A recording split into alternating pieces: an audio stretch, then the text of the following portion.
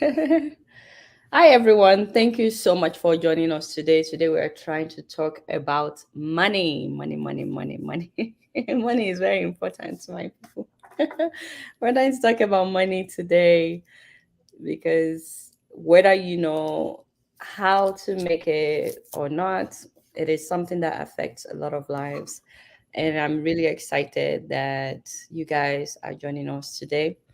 Thank you so much. We're just giving 1 minute for more people to join us. So, Mr. Wale Balogun, please try and accept my invitation on Instagram as well, so that Instagram people can also be part of this. So, I sent you another invitation on Instagram. If you open your Instagram, you would see the invitation. So, thank you so much, everybody, for joining us today. I have a guest, an amazing guest.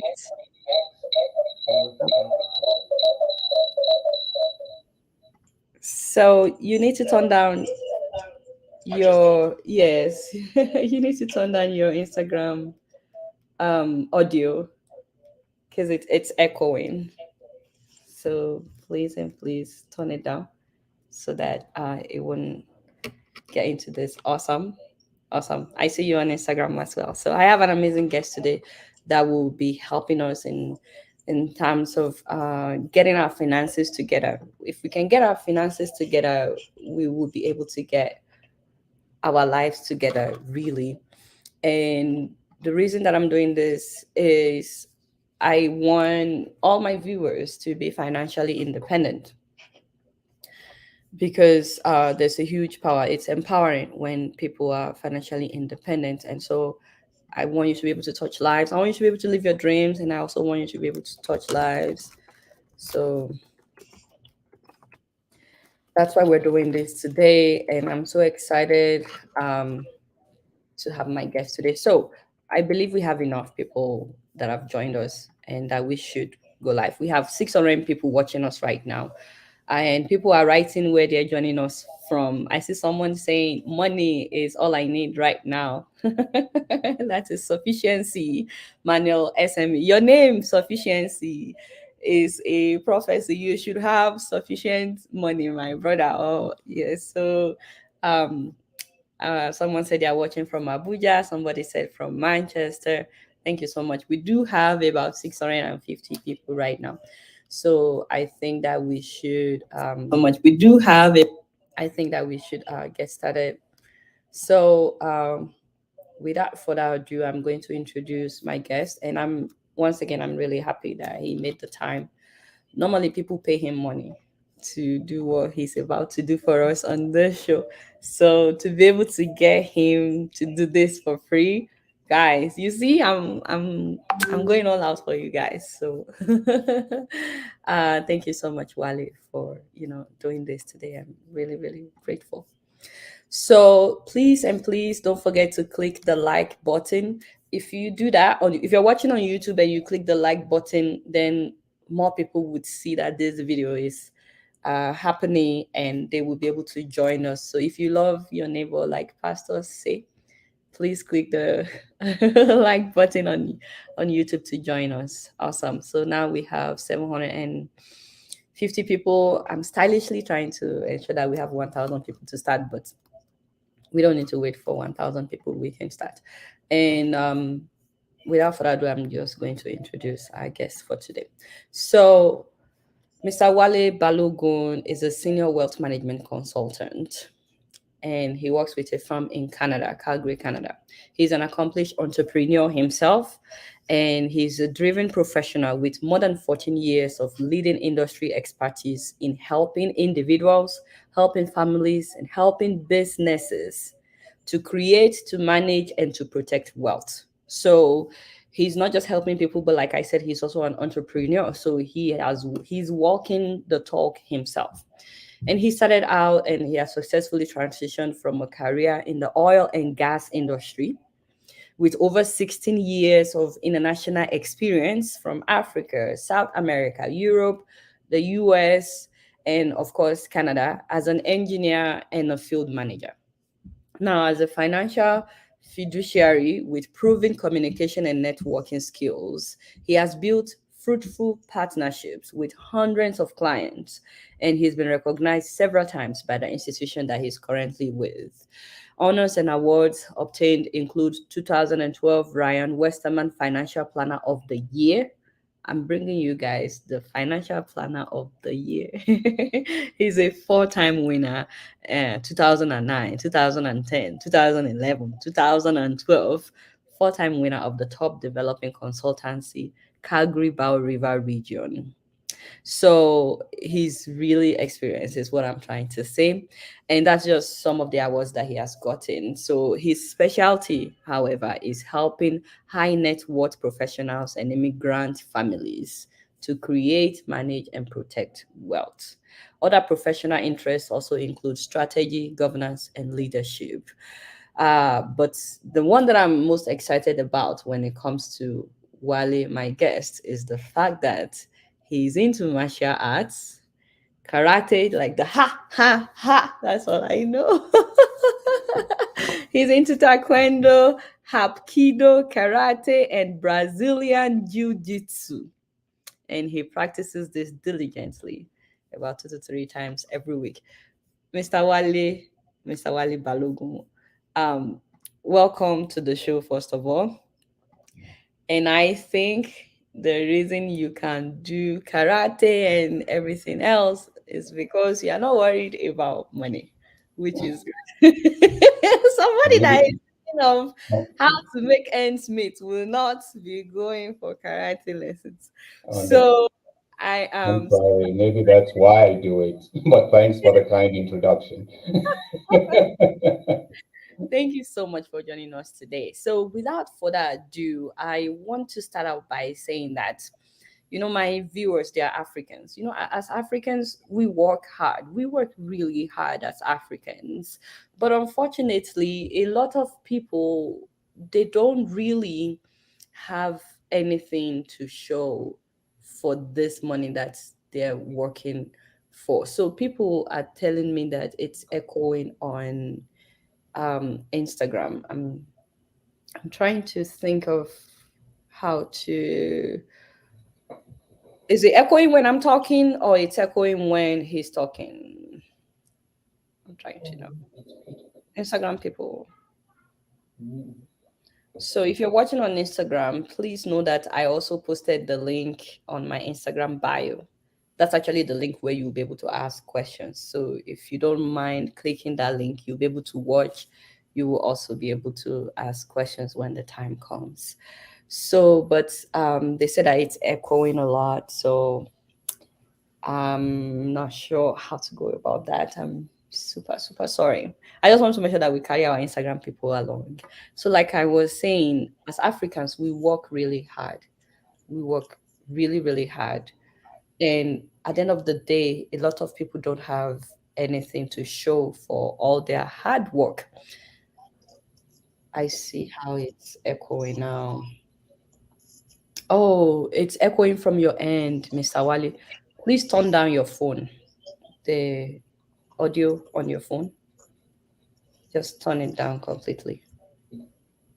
Yeah, you can turn it down completely. They will still hear you. It won't affect what you say. It's just all right, guys. He has turned it down.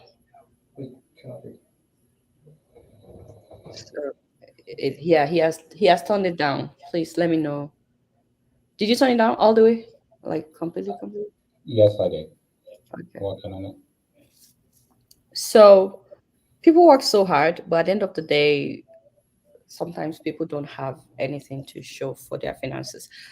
At the same time, though, if you want to be whatever you want to be in this world, you can practically learn how to become that thing. Like if you want to be a doctor, you can go to school, you go to med school, and after med school, you become a doctor. Nobody is born a doctor, even if you have that talent. If you want to be a financial an accountant, nobody is born an accountant. You go to school, you learn how to be an accountant. If you want to be a journalist, you go to school, you learn how to be a journalist and so on. So my first question, sir, is this idea of having money, being able to manage money well, being able to build wealth, and being able to have financial freedom. Is this also something that we can learn, like how we learn how to become doctor, how to become nurse, how to, is this something that we can learn, or is this something that has to do with destiny? Some people were just not destined to, or is this something that has to do with hard work, or what is it? Can anybody become financially independent?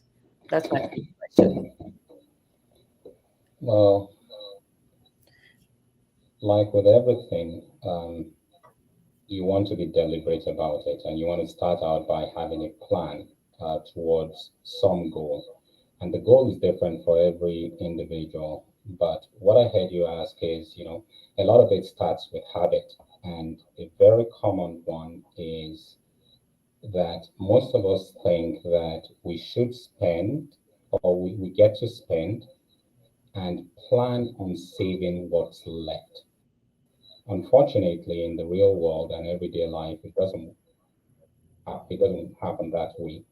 And that's just because we are human beings.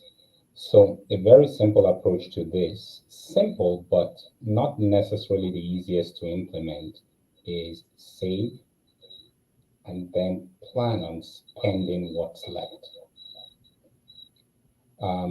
There's a big difference between the two approaches, and the results are phenomenal.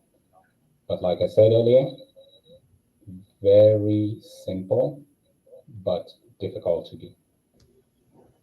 So it's all about building habits. It's almost like going to the gym. Yeah, we all know we should do dumbbell calls, but somehow it's a bit challenging to get around to it on a consistent basis. Does that answer your question, Adela? Yeah. Mr. Wale, Yep. can you hear me? Yeah, I can hear you. Okay, awesome. So I used headphones so that hopefully it would limit the interference. So, guys, what Mr. Wale just said is that the first thing to do is to learn to save money. And you said something that a lot of people, I hope they didn't miss it. You said when it comes to saving money, it's not that we save whatever is left. You said we have to save first before we spend. Yeah. What if the money is not even enough for me to keep body together? But you are telling me that the first thing I need to do is save before I even spend. How does that work? Let's pick an amount, random an amount, and but the one thing I would tell you, or look you in the face and tell you, is that it's never going to be enough. Um, If you gave me a random amount now, regardless of what that amount is, I put it to you that you can decide on a percentage that you put away before you start spending. So all you do is that you become somebody who earns quote unquote 10% less, and those people exist. Okay. So I know we have a broad audience, and I'm shying away from using any currencies right now. But let's take 1,000, 100, because it's a nice and round number of whatever that currency or what the denomination is. So every time you earn 100, um, you want to get into the habit of putting away 10 and telling yourself that all you have to spend is 90, because there are people out there who make 90 and survive on it. Okay. So if I get you correctly, you are saying that every time we make money, we must program our mind that 10% of that money is not for us to spend. It is for us to save. Yes, but I'll caution very quickly that 10% is an arbitrary number that I picked. Everyone's number is going to be different, but you want to make that number such that it's meaningful towards whatever your ultimate goal is. And that goal could be as simple as, you know what, by age 55, I don't want to. If I find myself doing what I'm doing, it's because I want to and not necessarily because I have to. I shy away from the word retirement because that sounds like, you're sitting in a hammock doing absolutely nothing and waiting to die. No, that's not what it is. What retirement and financial independence means is that you have the ability, the choice, the options to do whatever it is you want to do. Most people still work. Some work it till their 90s, but it would be nice to know that you're working because you want to and not necessarily because you have to. And the way to achieve that is by building a nest egg over the years that you're working. And you build that nest egg by putting away something consistently, steadily over time. It looks like nothing initially, but it grows exponentially. I see. So you also said something real quick. When I ask you, what if someone feels like, well, this money that I'm making is not enough? How can you be telling me to save from what is not enough? You said something, you said it would never be enough. No Yes, matter the amount that we make, you said it would never be enough. And so you also said we should, when we make money and we put away 10, maybe 10% as an example, it just means in our head we should have it at the back of our mind that we make 10% less than what they actually give us. that's correct. So, but my question now is, why is it so important to save money? This habit of saving money, why is it so important? Now, the first thing you want to come to terms with is that there will come that time when you cannot do what you do the way you do it. Because we're all older today than we were yesterday. So if you rely on what you get by trading your time for money, the question is what's going to happen when you are no longer going to be able to do that? We've all heard about the concept of making money work for you, as in get income whilst you sleep. Essentially, what that means is that you want to be invested in something. There are lots of ways to get into investment. There are tons of options there out there, and I can talk or speak to some of them. But one that works consistently over time is, you see, how do you make money? You invest at a rate of return over time.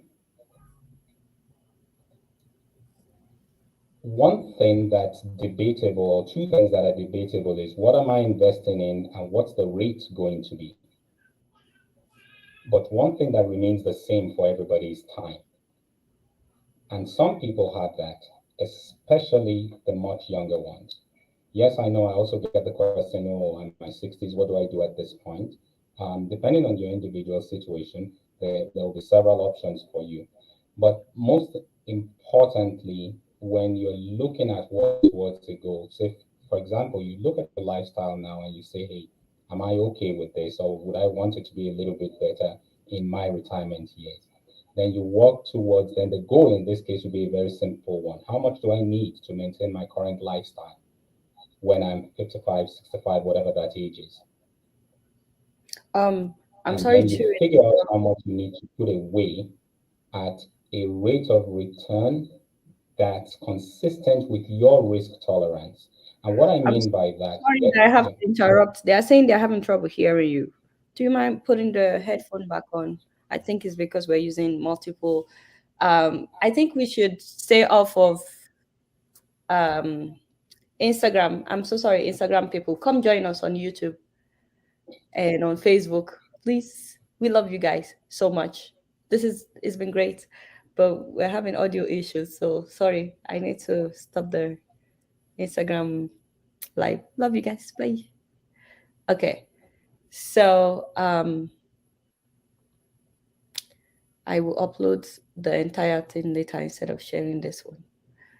So I hope you guys can hear us better now. Okay. So Please keep going. And people, if you have questions, please be writing your questions in the next half hour or less. You guys will be able to ask your questions. So please write your questions down. Please continue with what you were saying, Mr. Wale. Yeah, so when it comes to building wealth, it's like there are just three components there. You invest at a rate over time. Investing and the rate of returns are debatable, but one thing that remains constant is time. And most people have that, especially the younger ones. So if you start early, you there's a good chance that you get to where you think you should be. Okay. Mr. Wale, can you see the comments? They're still saying they can't hear you well. And Oh, they're also saying that you should speak out louder. Um, so right now you're talking about like investment opportunities. Maybe you should put on your headphones. But okay. for those who are just joining us before we get to the investment opportunities, please know that he established that the first thing we need to do is to lay the foundation of saving money. If we need to get used to taking some part of what we make, because that is what we would invest, right? So he said the first thing we need to do is have at the back of our mind that we make less than what we actually make by keeping aside. He gave an example of 10% before we spend at all. That's another thing, in case anybody is taking notes, because me, I'm taking notes here. The first thing he said was we must save money and that we must save it before we spend. And I asked him, what if the money is not even enough, the entire money? And he said it will never be enough. So he said we should have at the back of our minds that we are making, for example, 10% less than what we're actually making. So every time that we make that money, he said the first thing we should do is to, first of all, put aside about 10% and then plan on spending the remaining 90%. And now he's talking about after we have been putting like 10% to the side, how we can now use that money that we have been putting aside to build wealth. That is what we are now trying to talk about. So my next question, sir, is, so are you saying that just saving money will not make me financially independent? Let's say I save 20,000 naira last year. This year, the prices of things have gone up. What my 20,000 is what last year is now different. So are you saying there's a way that I can build wealth besides saving money, since the value of the money we save is constantly decreasing? Well, first things first, I hope you hear me better now. I'm using the headset and it should be louder. Awesome. I'm Okay, hearing you cool. loud, clear. Thank you, Obim Daniel. I saw something flash before the last one where it said, is it possible? Should you save and starve? No, you should by no means save and starve. If you do not meet, you should start out by satisfying the basic necessities, which would be food, shelter, and clothing. But there are lots of ways that that can be done. I'll use the North American example here, which we come across very often. We tend to, you can almost always make it work. Now, with that being said, I sit here and I'm not by any means suggesting that I had this all figured out, like right from the get go, or even completely now. But what I find is that as human beings, it is easy every now and then. And here we're talking about the psychology of money. Um, you find yourself saying things like, "Oh, you know what? There's no way I will go below that, whatever that is for you." But what I'm trying to say here is that it is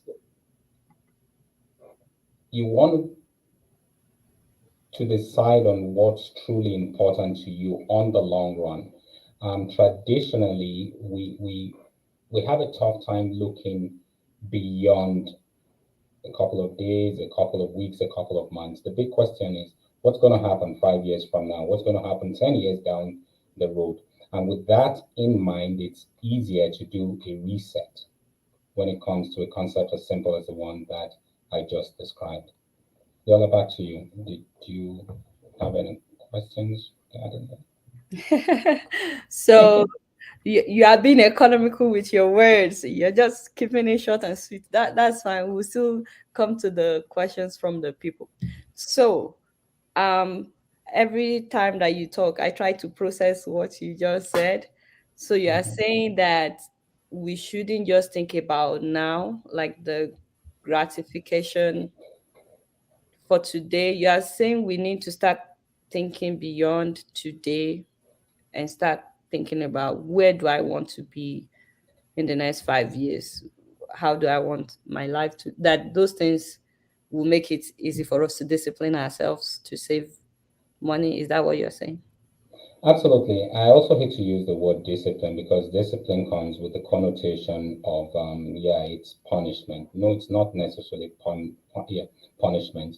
Is keeping your ultimate goal in sight, which helps inspire and motivate you to do the things that you have to do today, which might not necessarily be pleasant to get you to where you want to be tomorrow. I see. So I'm going to start taking questions. I have one more question and then I will start taking questions. But I think this comment is very interesting and we should come back to it. It's from Linus Precious. He says people are waiting for miracle money, but here you are talking about discipline. But my last question before we get into the nitty gritty is that how then do I build wealth? Can you talk about investment opportunities, and is it a must for people to invest? What does it even mean to invest your money, one's money? Okay, before I go into what the investment options are, I'm going to share a slide. Um, Let me know if it's up. It is. It is. Okay. So, in my years of working in the industry, I find that one of the biggest challenges we face as a people, especially if we're of African descent, is breaking down our money into buckets. Growing up, most of us, including my parents, what they do, most parents would just have a checking and a savings account, and we put away as much money as we can, hoping it's going to be enough for everything that we have to do down the road, be it education, for the children, a major purchase or retirement. Now, what needs to be done is break your money into just three buckets: now, soon, and later. An example of the now bucket is pretty obvious. That's your checking account. That's money you spend every day. That's how you fuel up your car. The soon would be some major project you are working on, which is, yeah, maybe you need a car at some point. Maybe you're looking to buy another home or your first home. The later bucket would be money you need in retirement, as described earlier at the beginning of this presentation. When you create these three buckets, now the way you treat the money in the individual buckets should be different. So, for example, with the later bucket, which has the most time, which you have the most time to prepare for, you do not necessarily need to go into the most aggressive investments, which could deplete the entire thing like overnight. You just want something that grows slowly, steadily, consistently, and will get you to the point where you think you should be at that later date. The soon bucket, yeah, you have the options of being slightly more aggressive with your approach. Now, with the now bucket, if you know that you need to follow your car tomorrow and eat, and you don't want to starve, like as mentioned by one of the earlier viewers, then all of that money shouldn't be going into something that could disappear overnight. So now, soon, later, simple enough. The way you treat the money in those individual buckets should be different.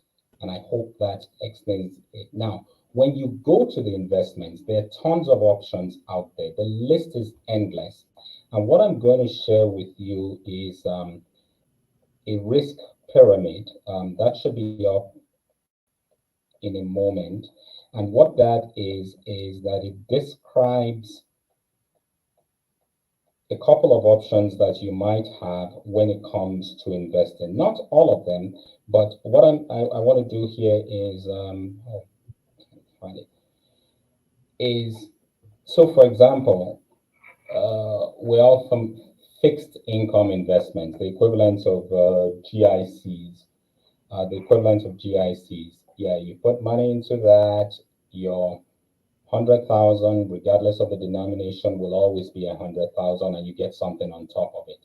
That never goes down, right? That's probably one of the safest, quote unquote. But there are times when that's not necessarily your best option because you want to keep inflation at the back of your mind. Then you move one level up. You could talk about mutual funds. Depending on the fund, if you have a balanced portfolio, you know what you can almost predict what you're going to get.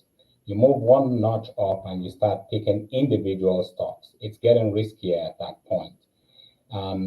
If you look at option strategies, you could find yourself in a situation where you are owing on money you didn't even invest in the first place.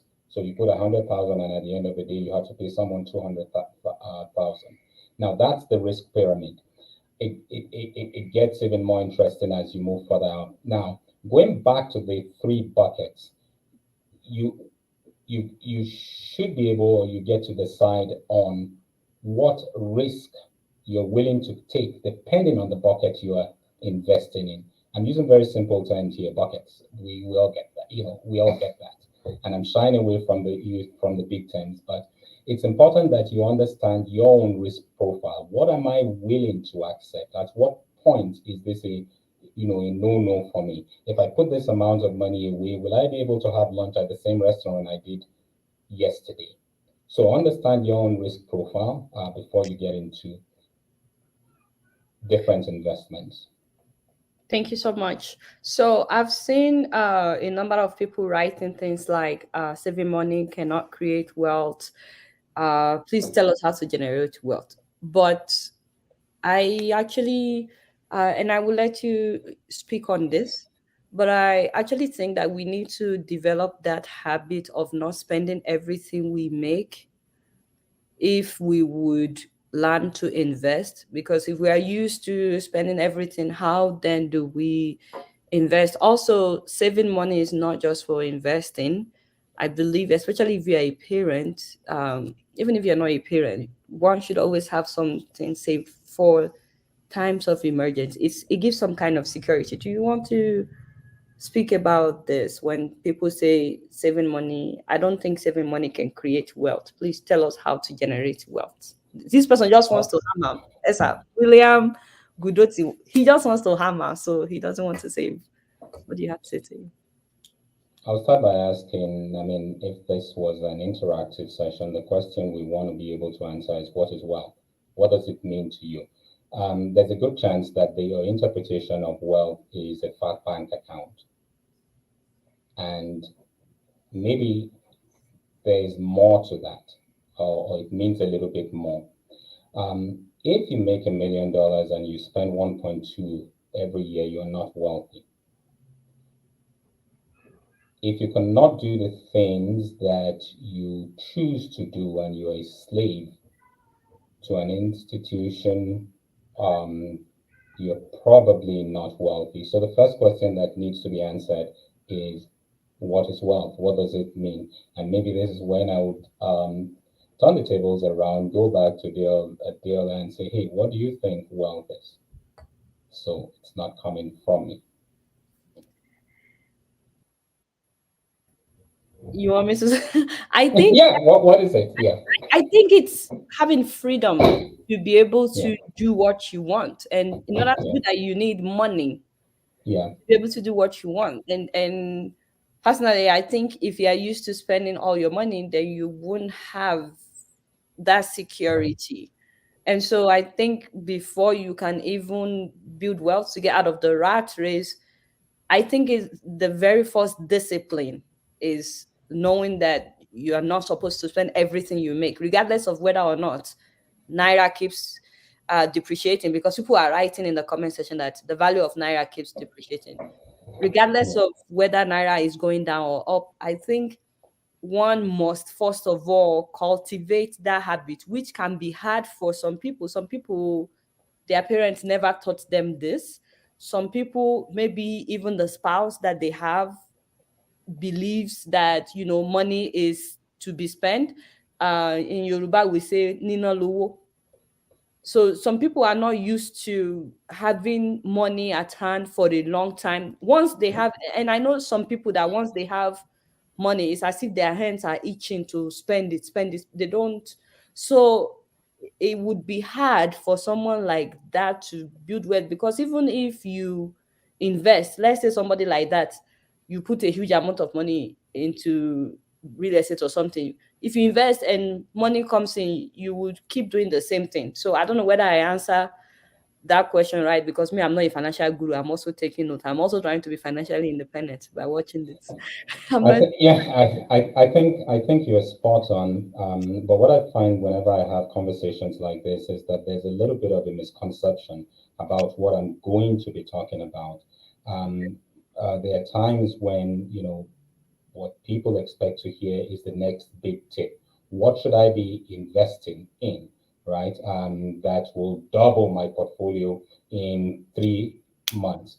I'll put it to you, yeah, those things might exist, but the chances that you get away with it consistently every time is slim slash next to none. So what you want to look for is something that grows slowly, steadily, consistently over time. Now, the rule of thumb is this, it's very simple. Every time you run into somebody who tells you that they can double your money for you by investing in something, ask a simple question. Why do you need any of my money? Don't you have enough of yours to put away, double, and not have to talk to anyone? So typically, especially in the Western world, when you are getting very seriously into the double digits, 15%, 16, 17, 18%, 20%, whatever that number is, you need to be asking a lot of questions. What is most likely to happen consistently over time is 8, 9, 10%. And I know that that doesn't sound like much, but it adds up very quickly. I'm going to show you something here as a simple example. We've all heard of the power of compound growth. The example here would be of two young individuals, Ngozi, who decided, and now this is dollar denominated because that's where I'm at, who chose to invest only $2,000 every single year starting at age 22. She did this up until age 30. Note, that money was put away for only 9 years. 9 years, and all she put away was 18,000 naira, and she stopped doing anything. At the end of the day, by age 65, she has close to 400,000 just sitting there in the account. And all she did was put away a total of 18,000 in the first 9 years of her work life. Tony, on the other hand, did not do very much, asked a lot of questions, maybe was in a session like this, and all he was asking at the time was, what should I invest in and how do I double my money? But eventually got around to it at age 31, 31. He had to put away the same $2,000 for 35 years, but ended up with less than Ungozi had. You see the big difference here. The rate of return was only big, was only 8%. We hadn't even gotten into the double digits. Now, let me ask you this. Are there many 65-year-olds running around right now who do not have 400,000 stashed away somewhere? Yes, there are lots. Why do you think that is? Because most of them never put away as little as $2,000 every year for 9 years at the beginning. So, like I said earlier, procrastination can be costly. When you have time on your hands, you want to get going with it, and you'll be amazed at what the results end up being. Now, you can imagine what would have happened to Ngozi if she continued with the 2,000, just like Tony did. But she didn't. She didn't even have to. So I'm going to read some comments and then I will post a link for people to join us with their yeah, video camera. Um, yeah, this one is from Obieze Ijoma, and he says, a friend of mine called me. He was crying. He earns 30,000 naira with two kids. He is a graduate. How do that kind of person save when he can barely eat? And the next comment is from Nathaniel Kwesi, who says, with the current economic situation of Nigeria, it's almost impossible for one to consistently save money unless the person has a means of getting it consistently too.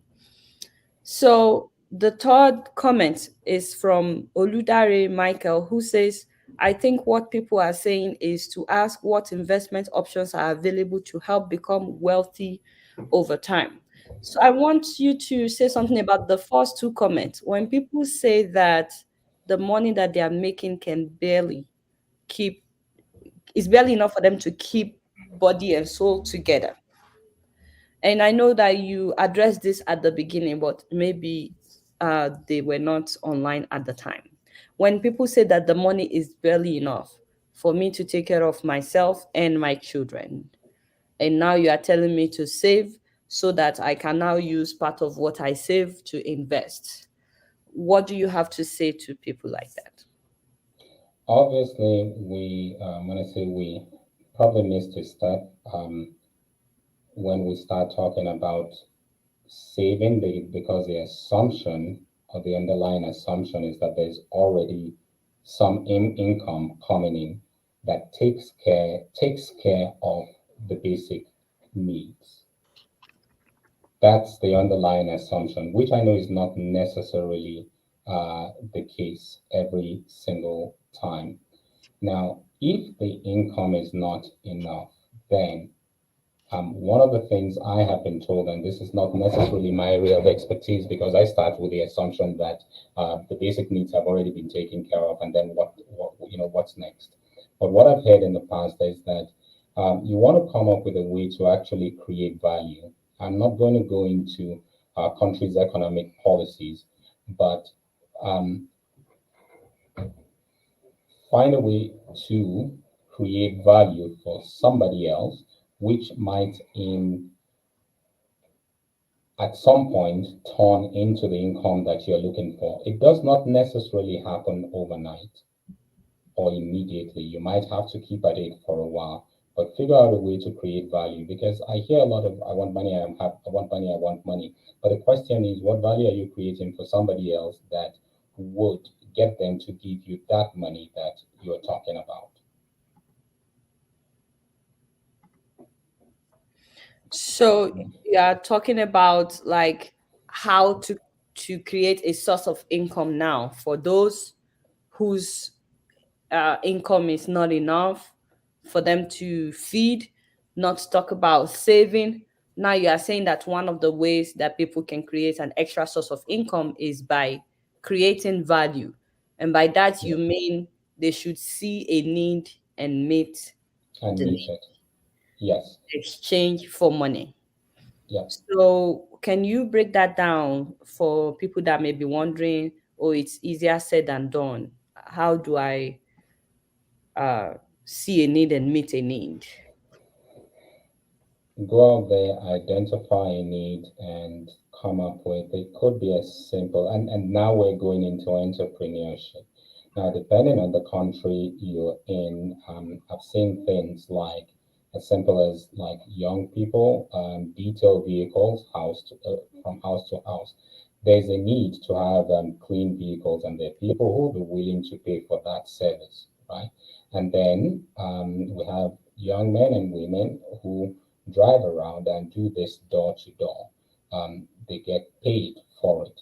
Now, it might be easy here, it might be more difficult in some other countries, but that's a simple example I just came up with right off the top of my head. Yeah. But like I said earlier, this is not necessarily my area of expertise. We started with the best basic assumption that needs, basic needs were being met. But if what the audience is telling me is that, hey, you know what, I'm having a hard time eating 3 times a day, no, then that needs to be addressed. Savings doesn't, you don't get to save at that point. You get, yeah, because you can't. You Mm. can't, and I get that. So maybe there should be another session for that. I see something on the screen here that says side hustles can help. Yeah, true, they might. But here we're talking and working with the assumption that basic needs have been met. Basic. And then you go from there. Awesome. So, you said something just now for those who might have missed that. You said, if people are desperate enough that you've seen an instance where people will go from door to door to meet a need, can I wash your car for you? Can I? And I feel like sometimes people will be like, me, I'm not about to, But I've actually said this before on the show that I've also seen an instance where um an entire neighborhood, they don't have water. People always have to go and fetch water or buy from people that go by with water on the street. And someone can decide, what, I can supply water. If you guys pay me 500 or 300, I will fetch your water for you. And before you know it, something is coming in. There's a story that I'm working on, is this Nigerian graduate that couldn't find a job, and he started making akara in Abuja. And today he's like, so his akara joint is so popular, and he packages it in a way that people have never seen akara being packaged like that before. And today my brother is a multi-millionaire from frying akara. And some people may even look down on that and say, that's a woman's job to cook or something. So even though Wale is not going deep into this aspect of making money, what Princess wrote on the screen, side hustle can help, is really really true. Some people have found their source of wealth from those side hustles, from seeing a need and going after it. So we have a number of people in the studio with us already, and I'm going to start letting them in. The first person that I have is Daniel. I don't know if you can turn on your camera and your audio. And then I have Esther, I have Akande, I have Samson, Kenny, and then Akinyojo Victor, Omojiga, Gigaloye, Bright Norway, and David. Those are the people that I have. Hi, Daniel. How are you? And Yeah, where are you calling from today? good morning, ma. I'm calling from New Delhi, India. India. Nice. Yeah, okay. I had a friend. She called me and today from Nigeria that she have an amount from 400,000 to 500,000. That what can she invest that money into? I've been to many Ponzi business that I lost so many amount of money. So since today, I've been thinking and been trying to know the answers to her questions.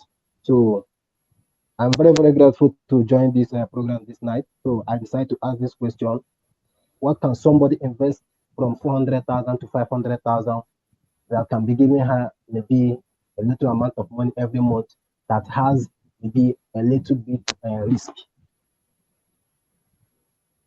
Okay. Thank you for your question, Daniel. And one thing you'll notice is that I will shy away from specifics because I don't understand enough about this person's individual situation. One of the things I haven't said right from the get-go is that it's extremely important that you work with a financial professional who will take the time to understand you, where you're at, where you're going, what's important to you, and then come up with an investment portfolio that matches you. Your investment portfolio is going to be as individual as you are. So there's no one size that fits all. There's no best thing that addresses everybody's concern. Um, Yeah. It could be as simple as going back to those three buckets I talked about. So you have 500,000, whatever the currency is. How much of it needs to go into the now bucket? How much of it goes into the soon? And how much of that should go into the later bucket? So you could say, okay, 100,000 or 50,000 now, 350 the middle Mhm. one, which is soon, and the rest of it goes into the later bucket. Those are the things that need to be addressed. What you don't want to do is take that lump sum, dump it in something, and expect it to solve all the problems that you have. It never happens or it never works that way. Because, like recently, we've all heard about the markets tanking. Can you imagine if you put all of that into something, just about anything, at the beginning of the year? You be down significantly, maybe about 20 or 30%.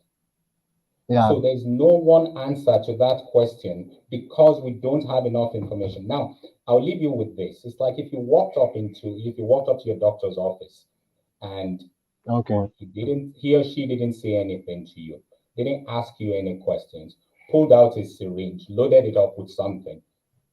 Would Okay. you bend So over? please, this is my personal question. Don't be angry. This is my Yeah. personal question, sir. We have heard about crypto, and everybody know about crypto. Like this time around, can you advise someone to go into crypto, maybe trading again?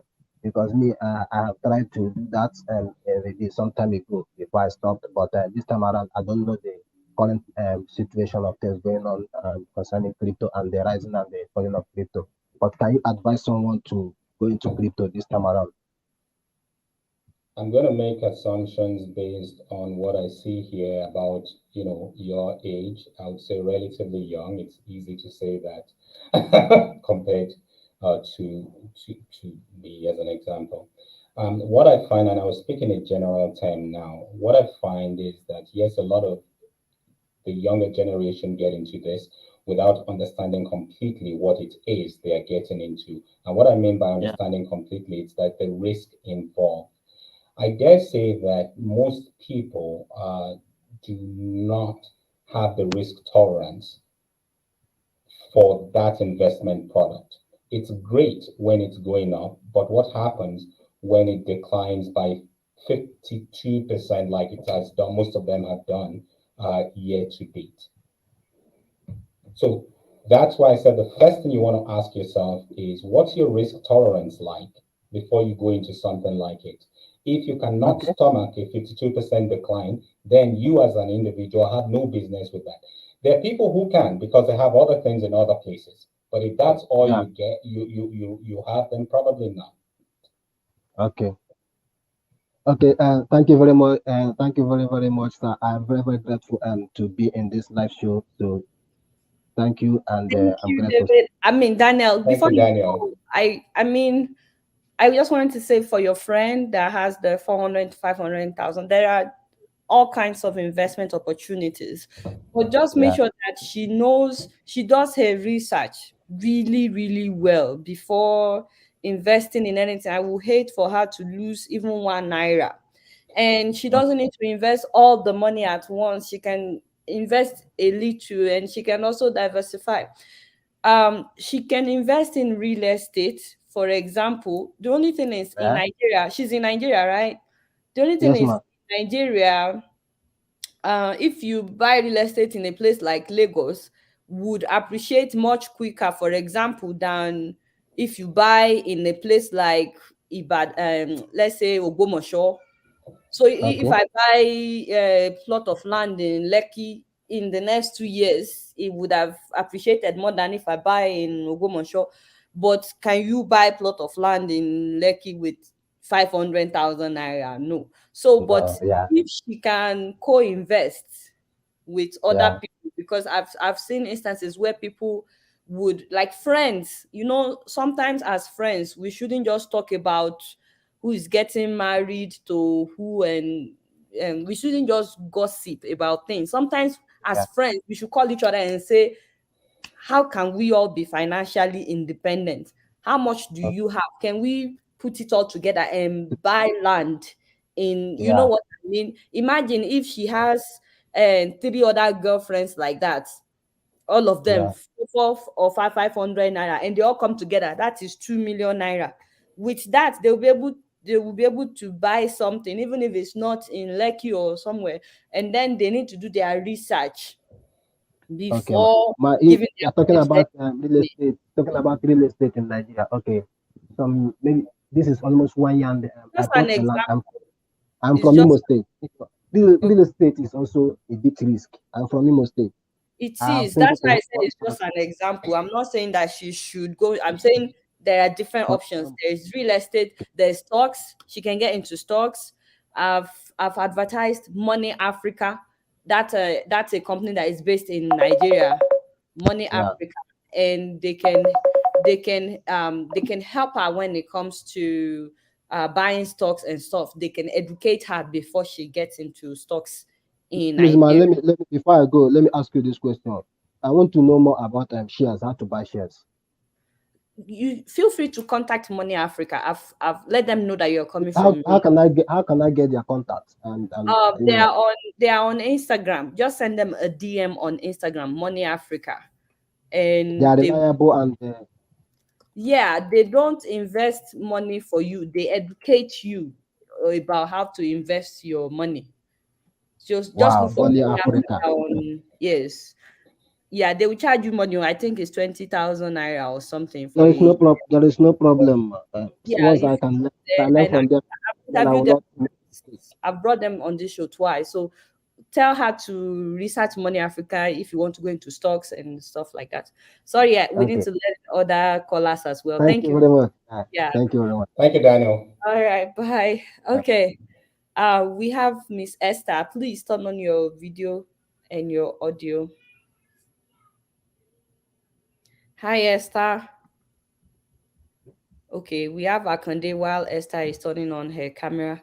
Akande, hi. Please tell us where you're calling from and your question. And his camera has also disappeared. Okay. Hello, Mr. Akande. Can you hear me? Okay, let us take Mr. Samson. Mr. Samson AO. Please Hey, introduce yourself. Tell us where you're calling from. Good evening. This is Mr. Thompson from Lagos. I'm calling from Lagos, Hi, Nigeria. me. Hi. Hi. Good afternoon, sir. Mr. Wale, Mr. Adeola, good afternoon. Please, I just want to ask concerning investment. What kind of investment can one invest money to? I realized some times ago some people invested in Shimor and many people was crying today because of the collapse of that investment. And I don't know, what kind of investment can someone invest into and the surety of that investment? That's what I just want to ask. If you know any investment that someone can invest into with, maybe I know there's a risk in investment, but is there any reliable one that you can give us so that one can easily invest? There's no more money. And if one now invest in an investment that even the money you are trying to gather at the money just went off like that. So you can feel the pains. So I just want to ask. okay. There are people who are very familiar with the investment options and terrain in Nigeria, but what I'll tell you is because you did say you are Nigeria, and I primarily operate, well, not in Nigeria. But I'll tell you what I know works over time, and Deola already mentioned it earlier. Um, you want to be diversified. Diversified is a fancy way of saying you are in a little bit of this, a little bit of that, and a little bit of everything. So you don't find yourself in a situation where something tanks, everything you go down with it. There are vehicles that might do that for you. An example would be a balanced fund. A balanced fund would invest in a little bit of the top companies here and there. Now, you are not going to get any fancy returns on them. My definition of fancy is double digits, but you will get 8, 9, 10, which is typically enough for most people to get to their goals. However, with that being said, keep in mind that your opportunities for building like real wealth, depending on what that is to you, might or would involve taking on some risks. So the best way to sum it all up is something I heard from bin Walid. It's one of the Saudi princes. So he said, you need to you want to focus if you're looking at building wealth, and then when you're thinking about keeping it, you need to be diversified. So yes, there are times when you want to focus to build, but every now and then remember to go to the other side of keeping some of what you made, if you made anything.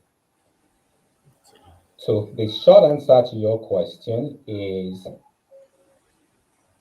what should you get into? Depending on your age, yeah, you probably want to start with the less risky, which is something that's diversified across several products. Or you could build that up yourself, a little bit of real estate, a little bit of individual stock, and build a diversified portfolio. But I would strongly recommend that you work with a professional. Okay, thank you Does very that answer much. it? Yes, sir. Yeah. Thank you very much, sir. Did NEPA take your lights? Yeah, oh, that's Nigeria. Oh. That can be an opportunity. Yeah. We can That's look Nigeria for into us. Oh. Thank you very much. Oh. that. That is how some people created the rechargeable lamp or Have you? flashlight and all that, and they've made money. Some people got into solar because of that. Every inconvenience can be looked at as an opportunity as well. So, Okay. anyways, so, like he said, honestly, please do due diligence in terms of doing your research first. And someone said that we should recommend financial books.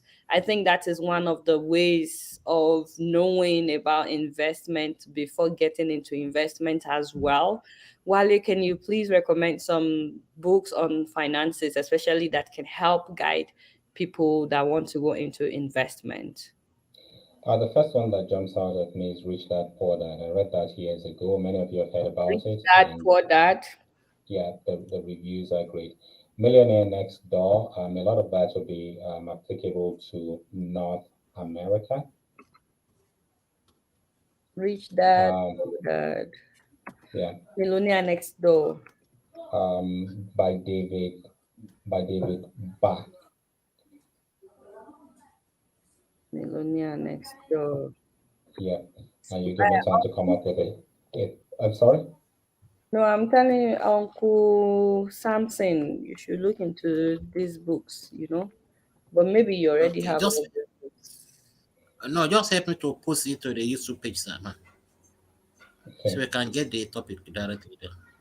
And Money Master the Game, I believe it was, is called by Tony Robbins. So Okay, it's Money it's Master. Millionaire Next Yeah. Door. Sorry, I typed net door.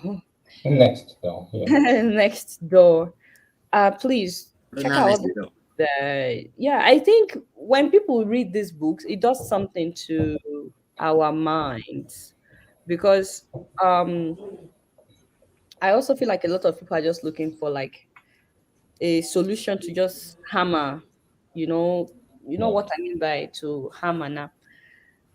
Yeah. And I think when people start reading those books, they start thinking differently. And when you start thinking Yeah. differently, you start doing things that you've not been doing before, and it could help in, becoming financially independent.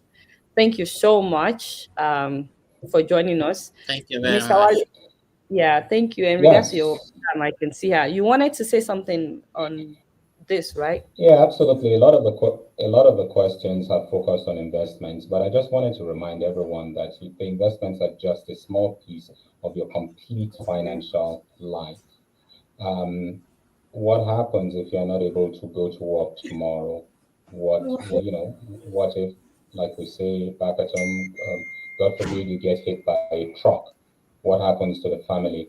I find that in our community, especially the African one, the concept of insurance is not one we embrace very quickly, but it's definitely one that should be about and discussed. What is it in the first place, right? If something were to happen to you, how does the family continue? Are those questions you've asked yourself or taken the time to sit down and talk to anybody about? That is your complete financial life. It's not all about, what you're investing in, how much you make, um, and how much of it you're able to keep. That I just wanted to throw out there as we proceed with the questions. Wow. Life insurance included.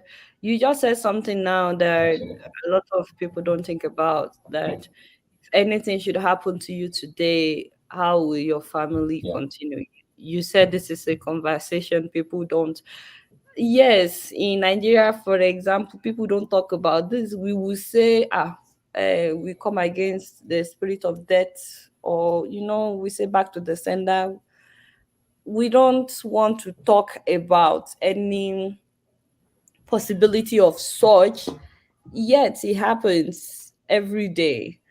Um, so based on what you're saying, are you suggesting, I'm not putting words in your mouth, that after watching this show, couples, for example, should have a meeting? So if anything should happen to me, how will you be able to continue with your life?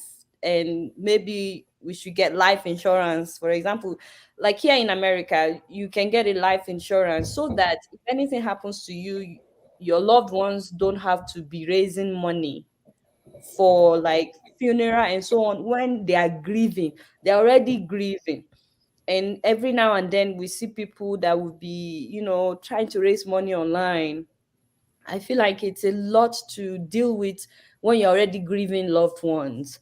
So, are you suggesting that people should start having those difficult conversations about, how to make sure that their family will be okay with or without them?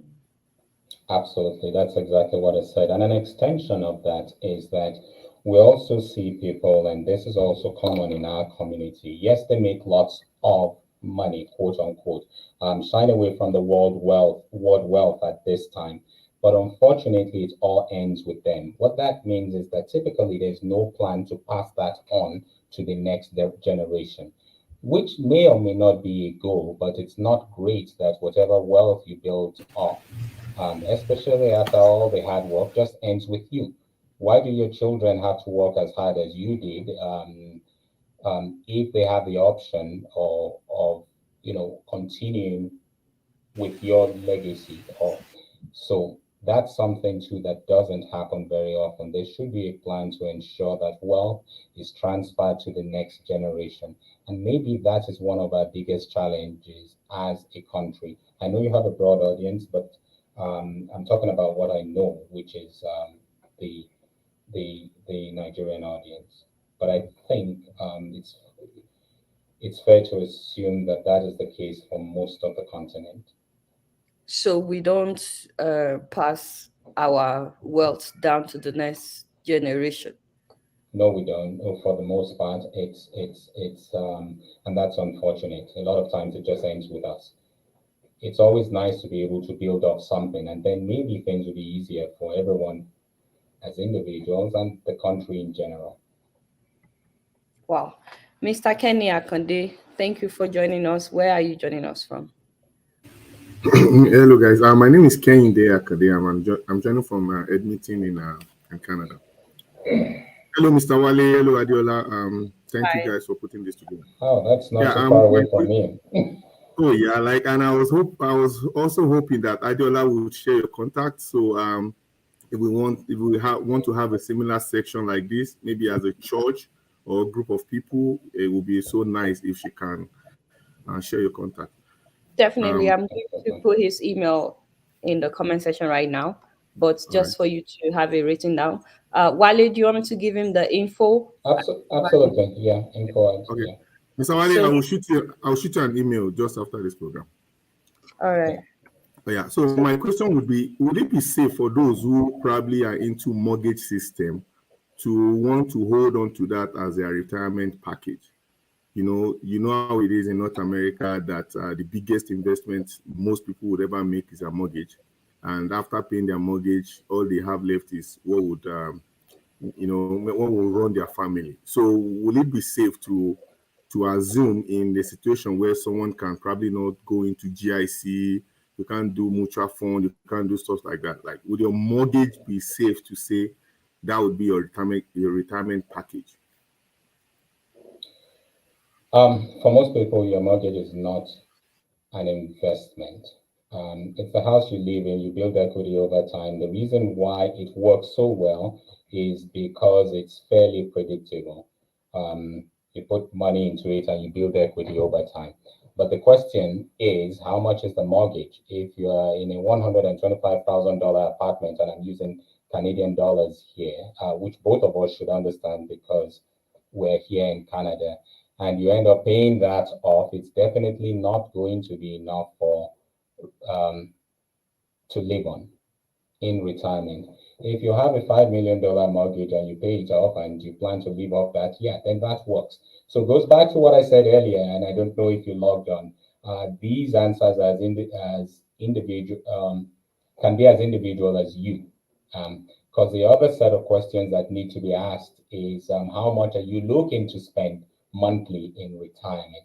If you say it's $5,000 a month, that's just 60 in a year. Can you draw 60 in a year from your mortgage when it's paid off? It's that simple. The math is relatively simple. But the most important thing is that it shouldn't be your only investment vehicle and or retirement plan. There should be other things going. Sorry, a follow-up question to that is real estate. So if I do not want to go into GIC mutual fund like money market and stuff like that, I choose to probably own rental properties. Yeah, like Yeah. what would that also be another safe way to want to end? Want to retire? I hear that a lot, but I would latch back into or circle back to something else I said earlier about diversification. You never know what the real estate market and or industry would do. It's great to have. It shouldn't be the only thing you have. Recently, we have experienced a surge, but we've also seen major downturns in the last year. We've seen instances where people struggled with keeping tenants in their property. We saw negative cash flow situations. So if that's the only thing you do, you find yourself retired, and for some reason real estate is down, what do you do at that point? So yes, it should be part of your portfolio. It's a great foundation. It shouldn't be the only thing you do unless you do it professionally. And that's your focus and that's how you build wealth, right? But even at some point, you want to look at protecting the wealth, you preserving the wealth you built, and that's when you also start looking at diversification. So you focus to build wealth, and then you diversify to keep it. I think we lost your audio. If you can still hear me. All right, I said thank you so much, and that would be all for now. Thank you, Adiola. All right then. Thank you very much. You're welcome. Also, I was going to say to you, Kenny, that if you peg it to a certain amount, when it comes to like mortgage, it's like you are defining what you want your lifestyle to be like the rest of your life. You never know what would happen in terms of like inflation and stuff. Your living expenses now may not always be your living expenses as you get older. And then sometimes as people get older, some people get sick and stuff. And I know that you have health insurance in Canada, but it's always good to just envisage to be able to have as much money as possible, especially as you're getting older. I don't know if what I'm saying makes any sense. But I'm going to let it the next person. Thanks so much for joining us. The Thank you. next person is Barry Alu. Barry Alu. I'm so sorry that it was hard for me to say your name. Now, for those who were asking me the email for Money Africa, please, I'm putting it on the screen. The founder's name is Oluwatosin. Please write them if you're trying to get in touch with Money Africa. I just put it on the screen. So, Barialo, hi, where are you calling us from and what is your question? Hello, nice to meet with you guys. Hi.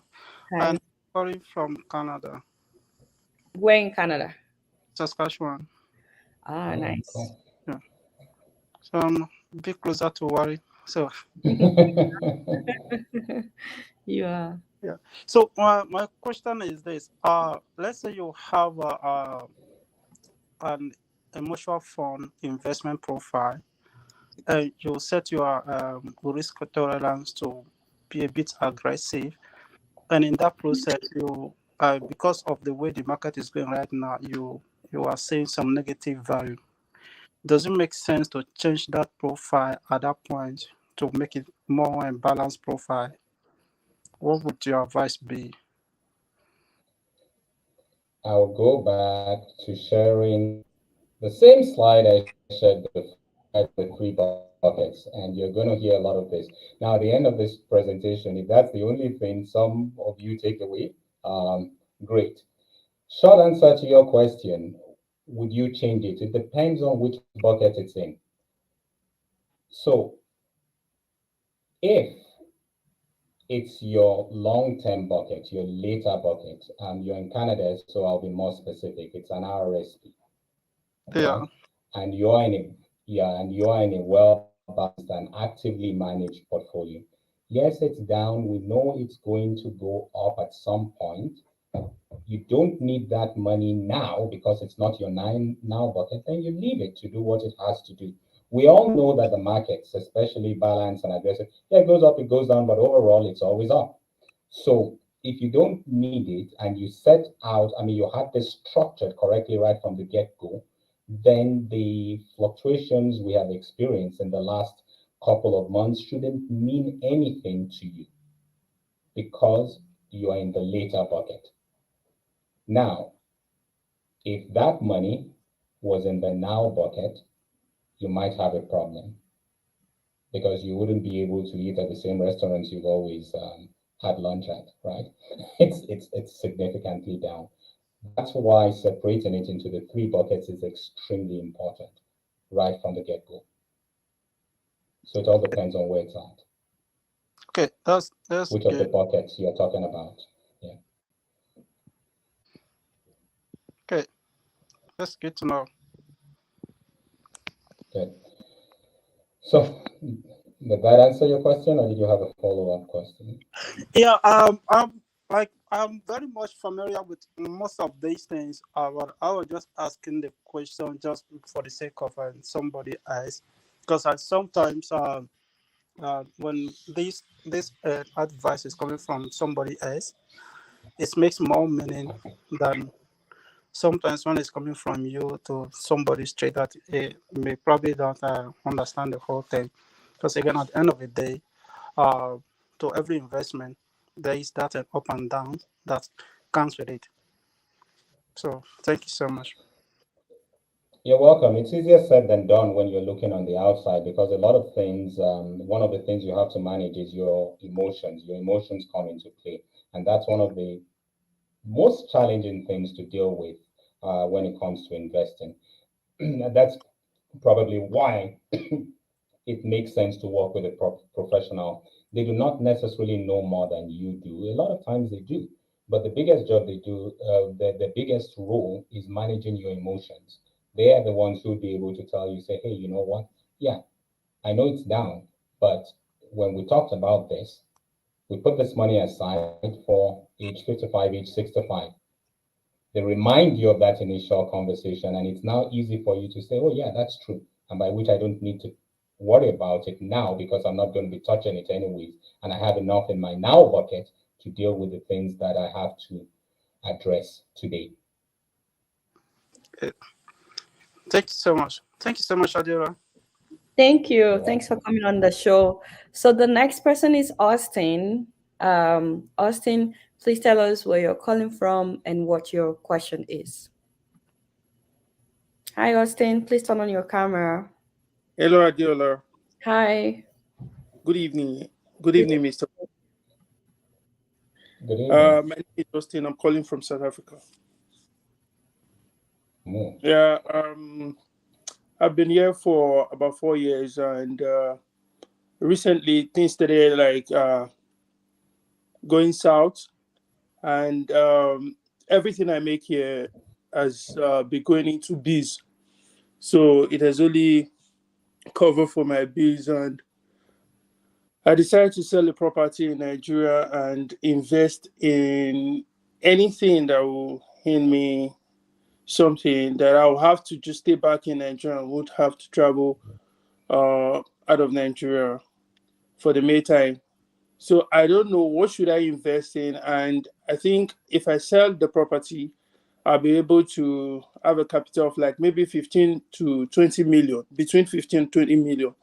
So I don't know what I should invest in, and I don't know how to go about it. I don't even have any idea of what to invest in. So I'm calling to know what you suggest I put that money into. Okay, so Austin, what I'm going to do here is that, typically when somebody walks into my office and sounds like you just did, that's a 2 hour conversation.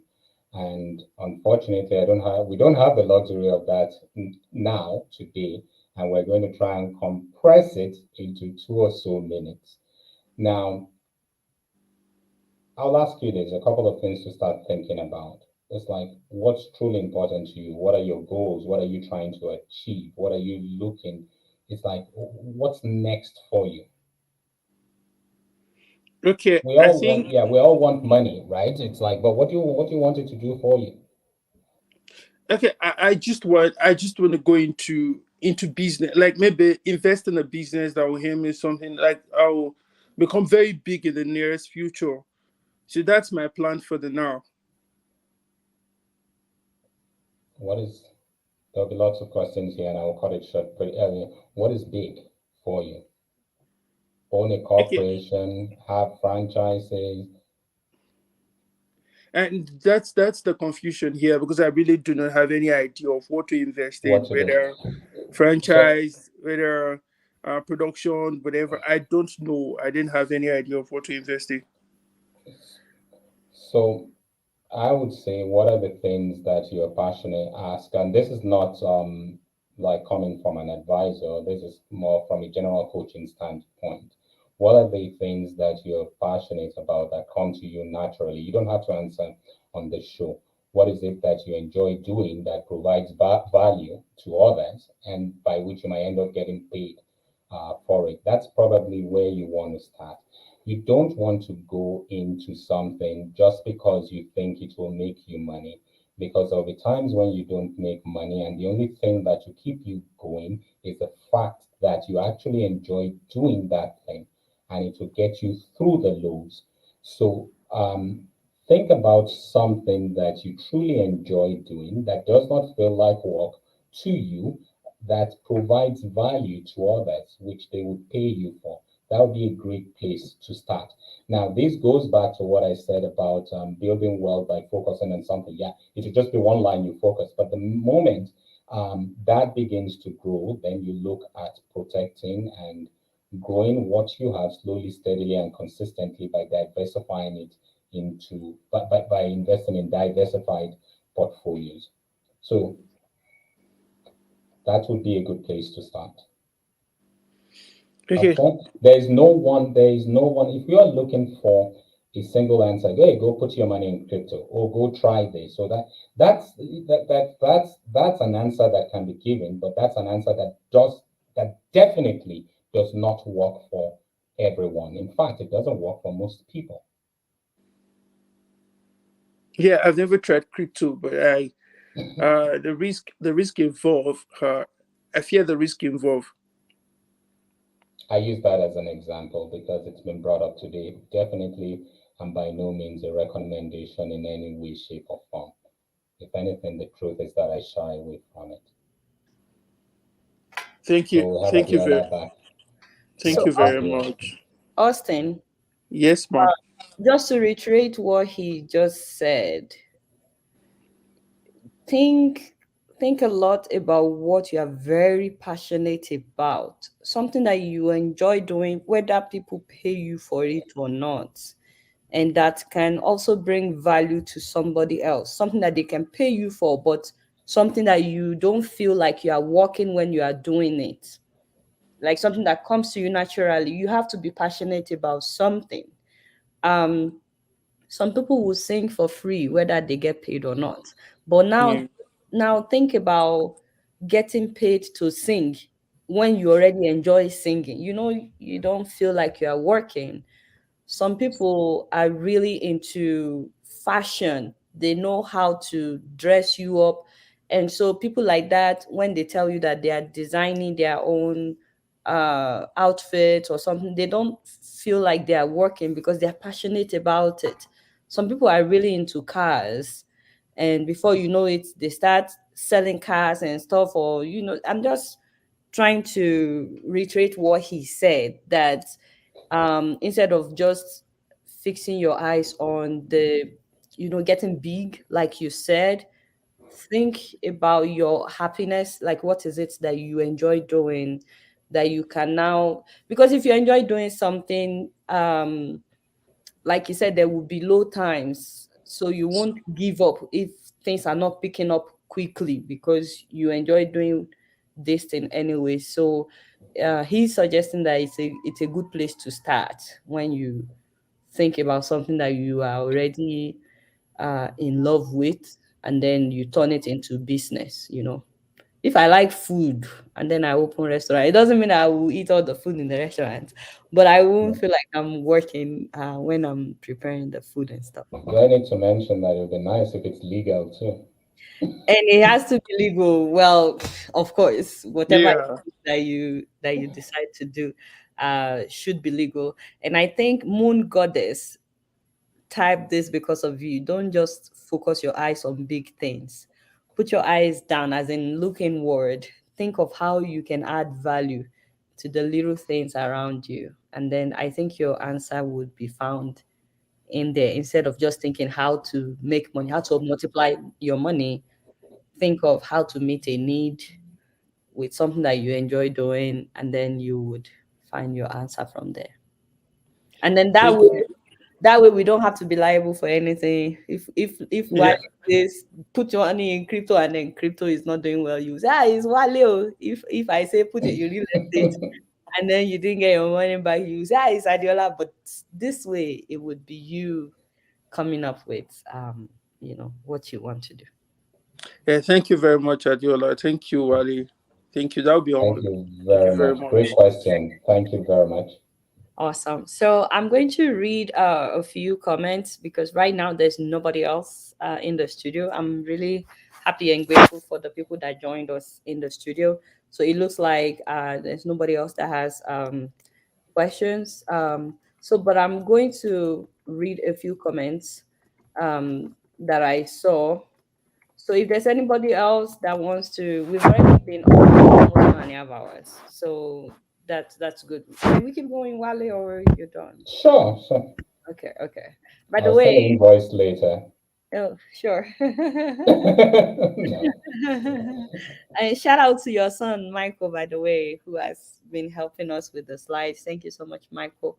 Thank Um, you, Michael. Wale looks young, but is actually a father. Somebody is my father in the law, but he doesn't want me to say that he's my father. Wale is in his 50s, but he insists, call me Wale. Anyway, so I wanted to read a few comments that I really like. Someone had mentioned that we should recommend books, and I like the fact that a number of people are putting books on financial literacy in the comment section. So, and me, I will always say, even if you don't have time, just look for The Richest Man in Babylon. It's a very small, I probably even have it here because I'm always taking it with me.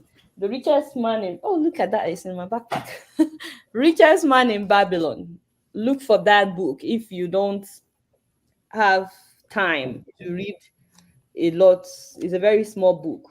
Richest Man in Babylon. It is still very, very, very relevant till today, especially when people said they are not making enough to save.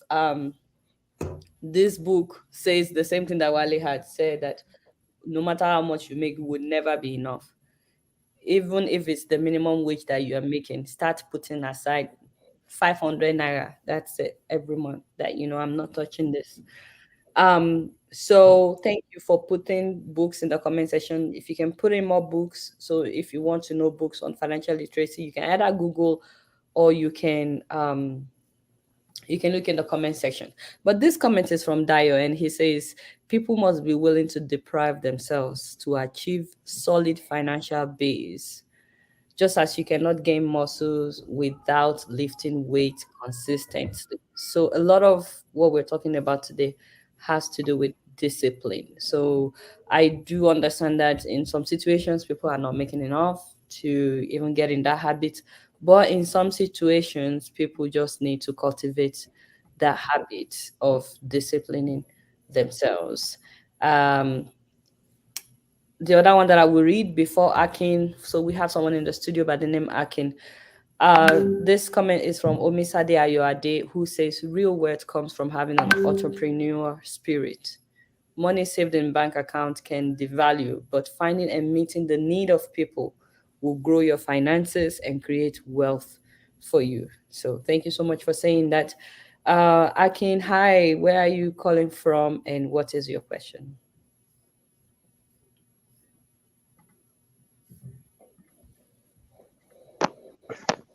Hello, Akin. Hi. Hello, good evening. How are you, madam? I'm Where are you can joining you? us from? Yeah, yeah, we can Yeah, hear. I'm joining you from Dubai, Dubai. Awesome, awesome. Whenever I see Yeah, how are you? whenever I see people from Dubai, I say these are the rich people. These are Ah. yeah, How are you, madam? How is your baby and doing Uncle well. Sheung, everybody there? They are all doing well. Thank you. Alhamdulillah. I'm glad to hear from you, and I'm glad to be part of this program. Thank you so much. Yeah.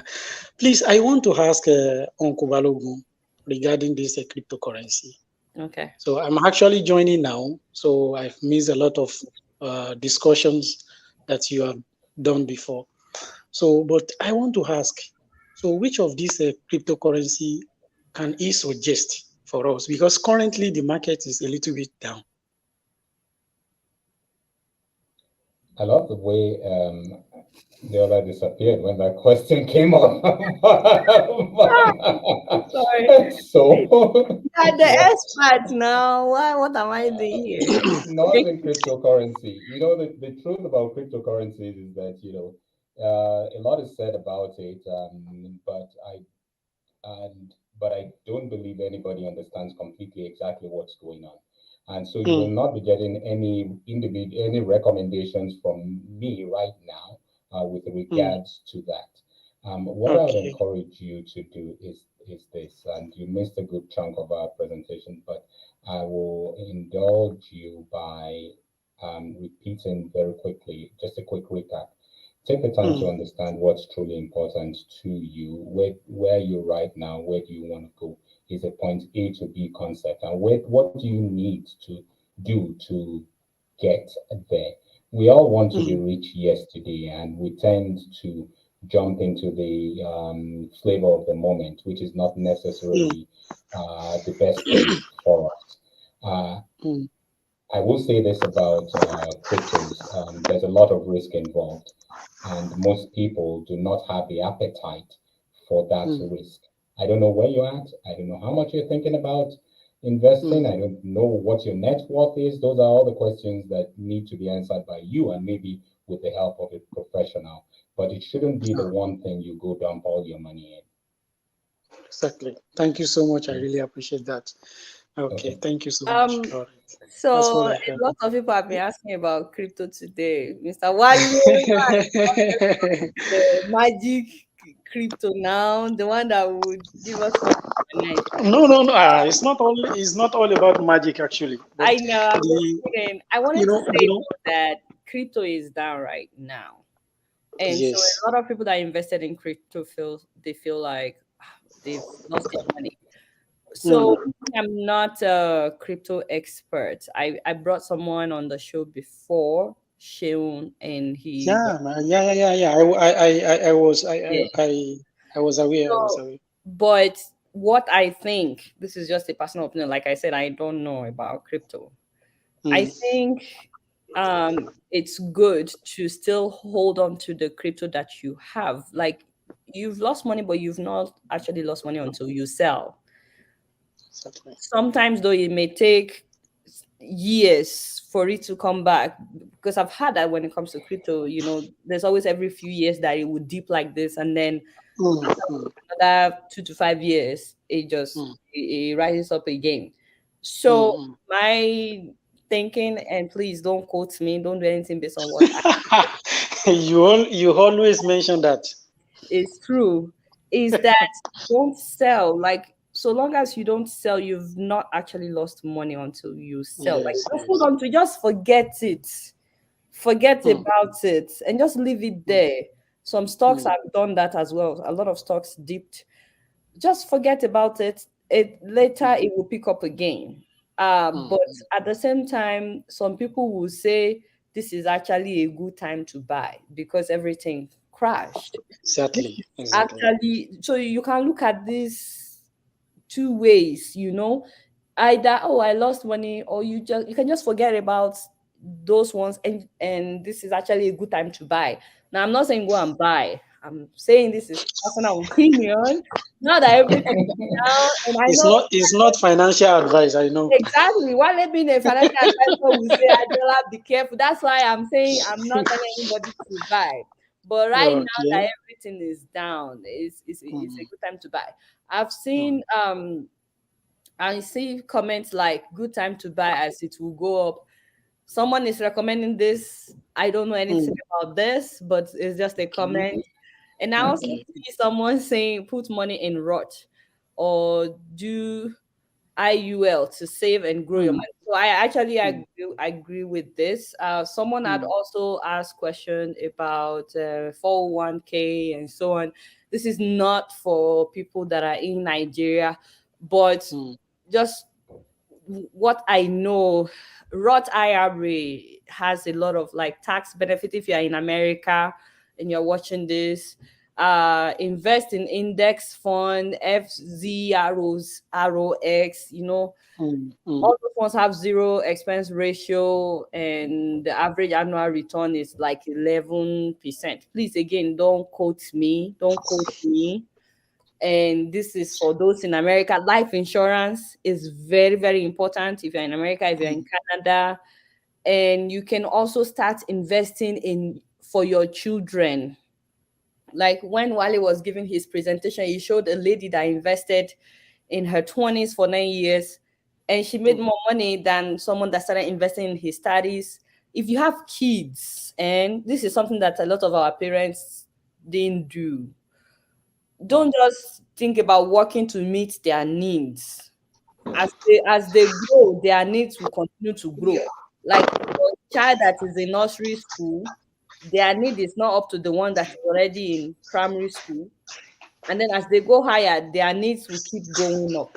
So instead of just thinking of how to meet their immediate need, start investing for your children as well. And I believe that there's a way to do that. I don't know if Wale will say anything about that. I think from the time you have babies, you can start buying stocks for them and just put You it are right. aside. Buy crypto for them. It's just suggestion. I'm not saying this is the one you should do. No, everything you're saying all leads to the fact, yeah. I was going to say everything you're saying leads to the fact that you say we can't do it all. There's a need to work with professionals of some sort, people who do this. Yeah, if nothing else, someone to bounce ideas off whilst you map out that plan of how you're going to get to where you want to be from where you're at. It amazes me. I mean, not too many people sit at home and choose to pull their teeth out by themselves. You can do it if you get a really good pair of pliers, but most people will go to a dentist. Now, but for some reason, when it comes to investments and coming up with an individual financial plan, we feel we should take that on by ourselves. Probably something that needs to be revisited. Yeah. Should I talk to a professional? Can I do this by myself? If the answer to the question is no, then find someone you can work with. Um, if you think you can do it, by all means, go ahead. But most people are too busy to do it by themselves. So if you have someone like Wale where you are, or you can, I don't know if you can contact Wale directly, I don't know because he's in Canada, but it's always good to get advice from financial experts. Like you can tell them, this is what I want. Like your child, for example, you want by the time they are getting ready for college, you don't want to be running around Exactly. for school fees. So you Hmm. can ask a financial advisor, for example, what do I need to do now, even though this child is only 5 years old, so that Hmm. by the time the child is 18, at least their college or university fee would already be on ground. So I don't have to be, because by that time you are getting ready to retire. Do you know how Exactly. many parents in Nigeria that are retiring are running around trying to find school fees for their A children? lot. Not A lot. easy. So, but it's Hmm. something that you can think of ahead of time. Like he said, sometimes we don't think beyond today. We need to start thinking ahead and start planning ahead, because whether we like it or not, that time will come. So Hmm. it's always good to get advice from financial advisors and then plan accordingly. You just tell them Exactly. what you want. Like your goal is to make sure that you are financially independent, your child don't have to, and then Yeah, to buttress your point, you can imagine someone who invested $1,000 in BTC 10 years ago, mm, maybe for two children, $1,000 each mm, for each. You can imagine what they will be having today. exactly. Thank you so much for this advice. I really appreciate it. You're Madam, Thank you, then there is Happy. something I need to ask you.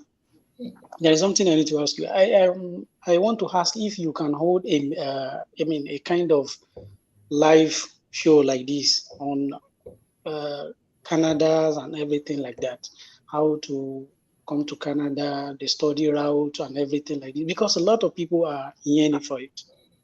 okay. Sure, definitely. Mm, I'll think about mm. that. Yeah. Okay, I do have okay. some people that can help us All out. right. Thank you. Thank you. All Thank you right. so much. Thank you so much, Uncle. I really appreciate. Then my regards to My your pleasure. family. Bye bye. So, It's bye. midnight here. Yes, it's almost 1 o'clock. Oh yeah. All right. All right. Thank Bye. you. Bye bye. So we have Wale Olusegun. Please turn on your camera. Tell us where you're calling from and what your question is. And then I have Louis, McLean, Kevin, and the last person is Nosa. So Wale Olusegun, please tell us where you're calling from and what your question is. Hello, good evening, good morning, whichever one, because I'm Wale Mm, Olusegun and I'm calling from Nigeria. awesome. All right. Please, though I joined the show later, I didn't really get into the real content. But there is a question I want to put forward to our advisor. How can one raise money to finance a particular business? Which is the best way? Is it to go and collect loan or save toward business in view? So I really want you to enlighten me on that, which is the best way to fund or to finance a particular business that one desire to do. Um, One of the things I heard was that you're based in Nigeria. Is that correct? Yes. Okay. So, not necessarily my area of expertise when it comes to financing or finding finance, but I'll tell you this in a general term, generally. Yes, depending on how, solid or viable your business plan is, and this cuts across the globe. When you walk up to institutions, especially financial institutions, aka banks, depending on the viability of what you're proposing, you're likely to get a loan to finance your project. But like I said earlier, and I don't know if you were at that part of the presentation, Deola reiterated this. I would suggest strongly that, if you're going into business, please make it. There are lots of reasons why people go into business, and if your only reason is just to make money, then you might be going into it for the not so right reasons. I dare not say wrong, but and the reason and Why that is important is because you would need your passion to pull you through the down times, which every business has. Um, Remember that you're probably working right now. Is that correct? Yes. And you're looking into doing something different. There are different approaches to it. Some would Okay. say quit your job and focus on what you're going to do. Some would say make it a side hustle and transition. Yeah, no answer is right or wrong. So going back to your question, get yourself a business plan, put it on paper, and be willing to discuss it passionately with those who might give you the finances for it. Now, in addition to the banks and the institution, there are lots of organizations out there that will provide you with seed money. The list is endless. Get on the internet, search for them. Those could that could be another way you finance your business, your projects. Okay. Okay. Thank you. Someone put in the comment section, never borrow to fund a new business. Do you agree with that, Wale? It depends on Yes. how much. Yeah, it depends on how Yes. much you're borrowing and what you're doing.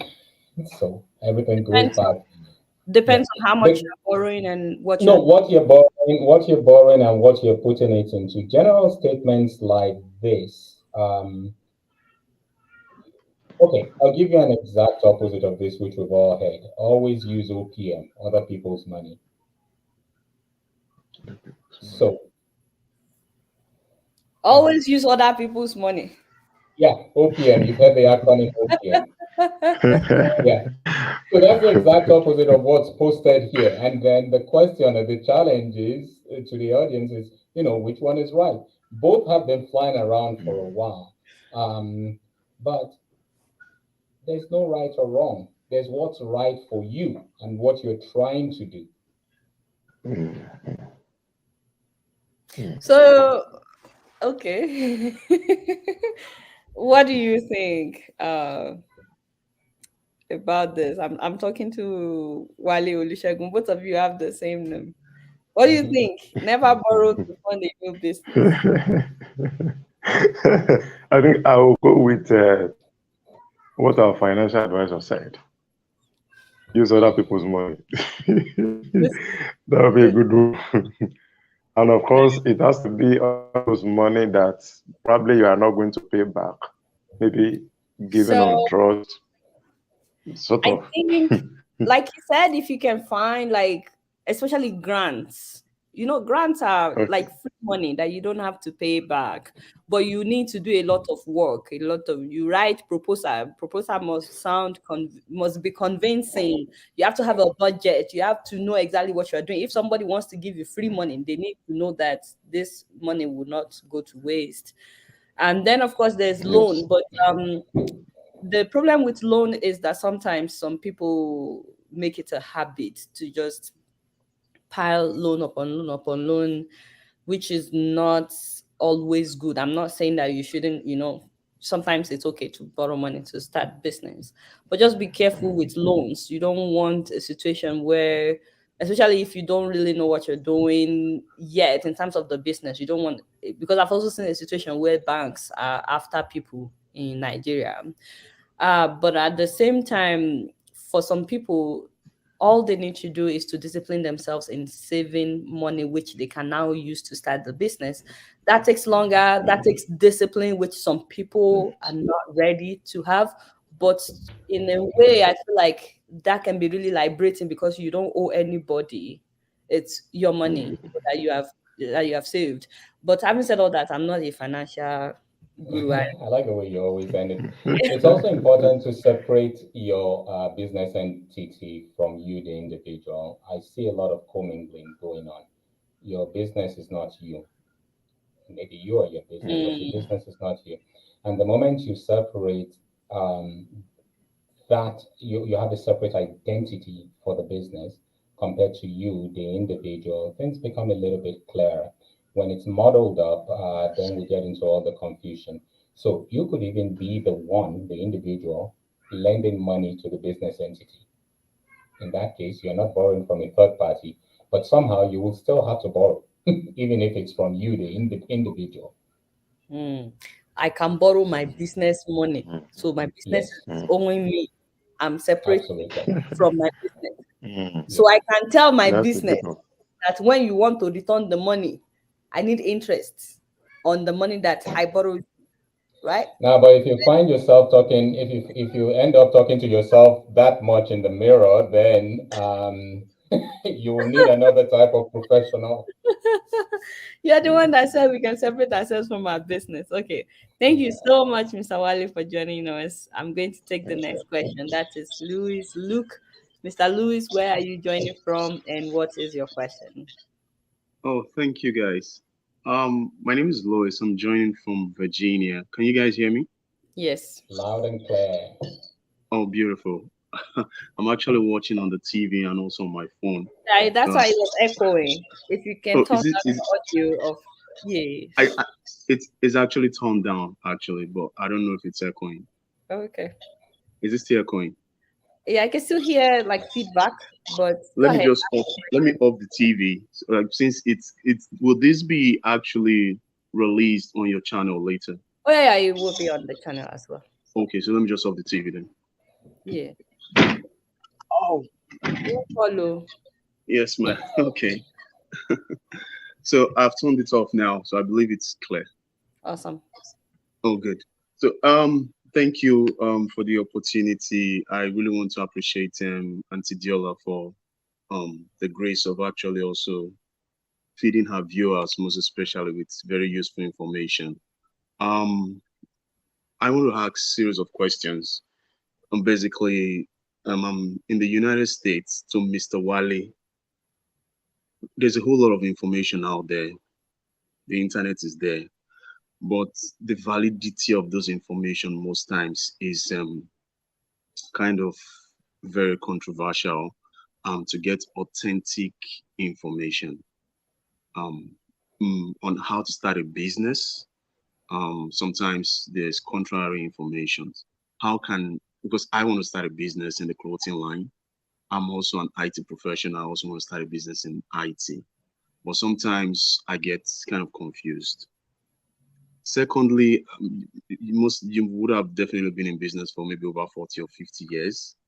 I want to also kind of know what have been your challenges in this span of time. This question is both to you and Sister Diola, because Sister Diola doesn't really tell us her challenges.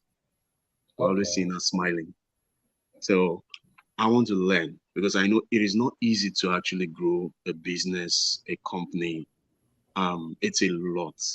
Behind these smiles, what is the tough? I want to hear the tough things, the hard things, so that I am aware and equipped in due time before reality hits.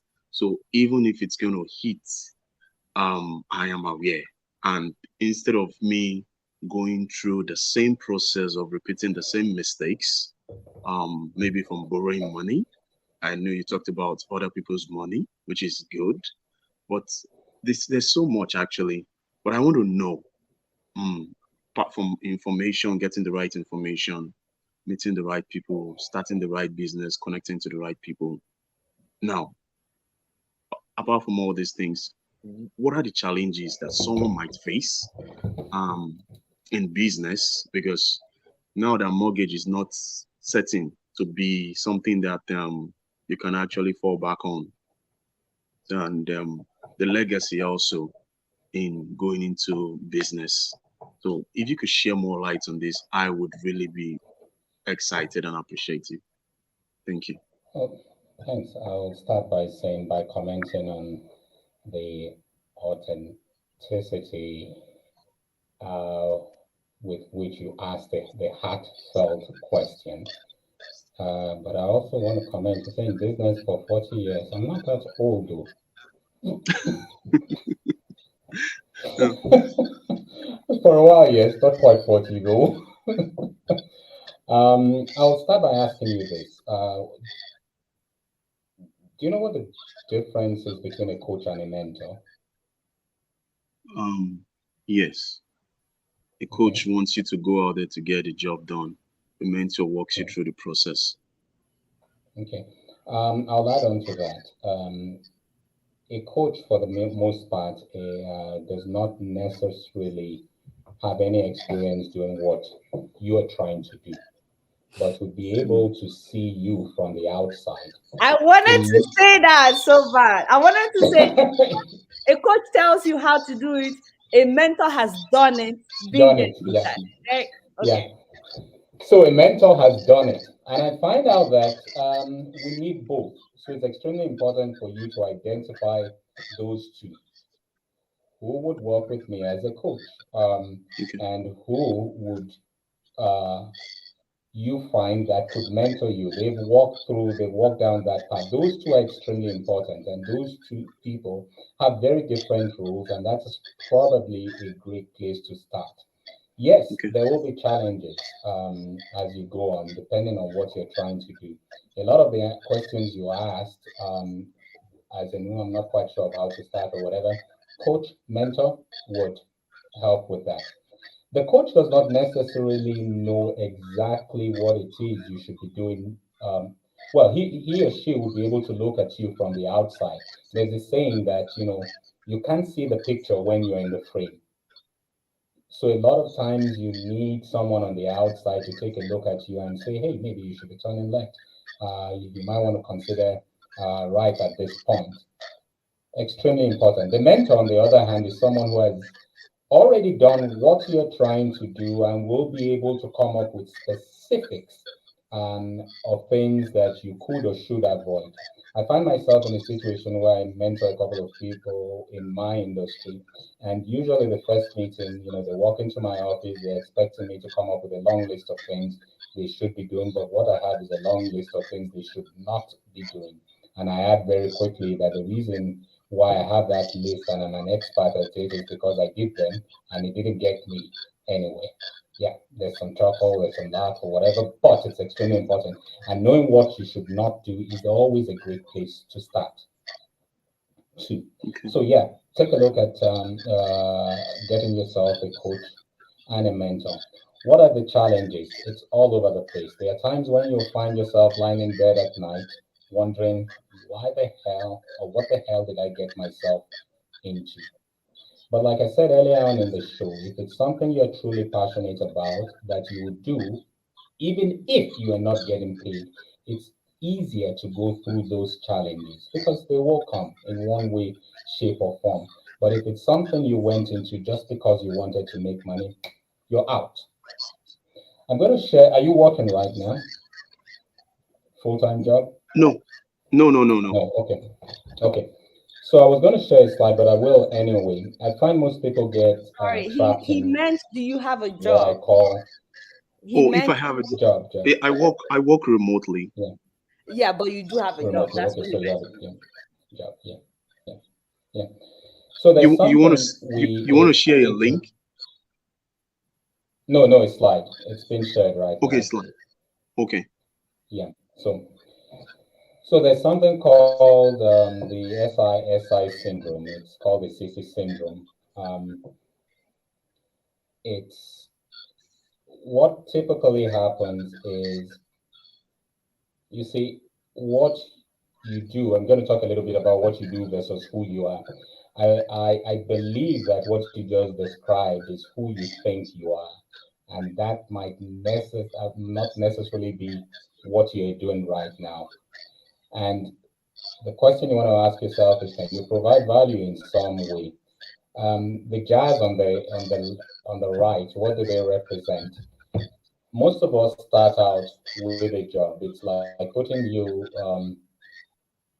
find yourself in a full jar. There's lots of feed, something to feed on. But as you keep feeding on it, you find yourself going deeper and deeper into that jar, Mhm. and it's almost impossible to get out. Not to Mm. say that paid employment, it's bad. It's just that if you have entrepreneurial aspirations, um, it's easier to jump out of the jar sooner than it would be later. Real quick, So, yes, Adela has Liz, a question did you turn or a down comment. turn off the TV, right? Because I'm hearing feedback, and this is very important what he's saying. I turned everything off. I turned the TV off. Oh, okay. So the food that the rat is eating keeps going down, and as it goes down, it's hard for the rat to get out. Yep. So that's a trap. That's what I'm seeing here. It's a trap. But he wants the food. It can be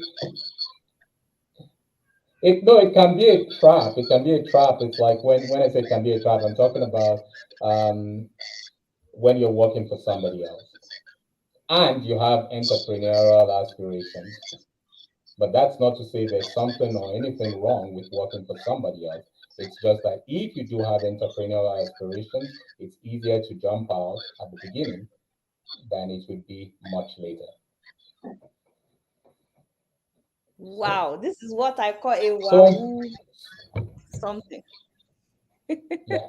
So find a coach, find a mentor. Okay. So I guess the summary of what he just said is, regardless of the challenges, take the leap of faith now.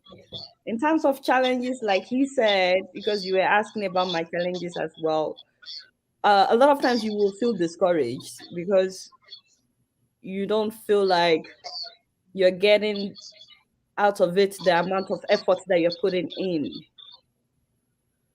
But like he said at the beginning of this session, we need to think about later, not just now.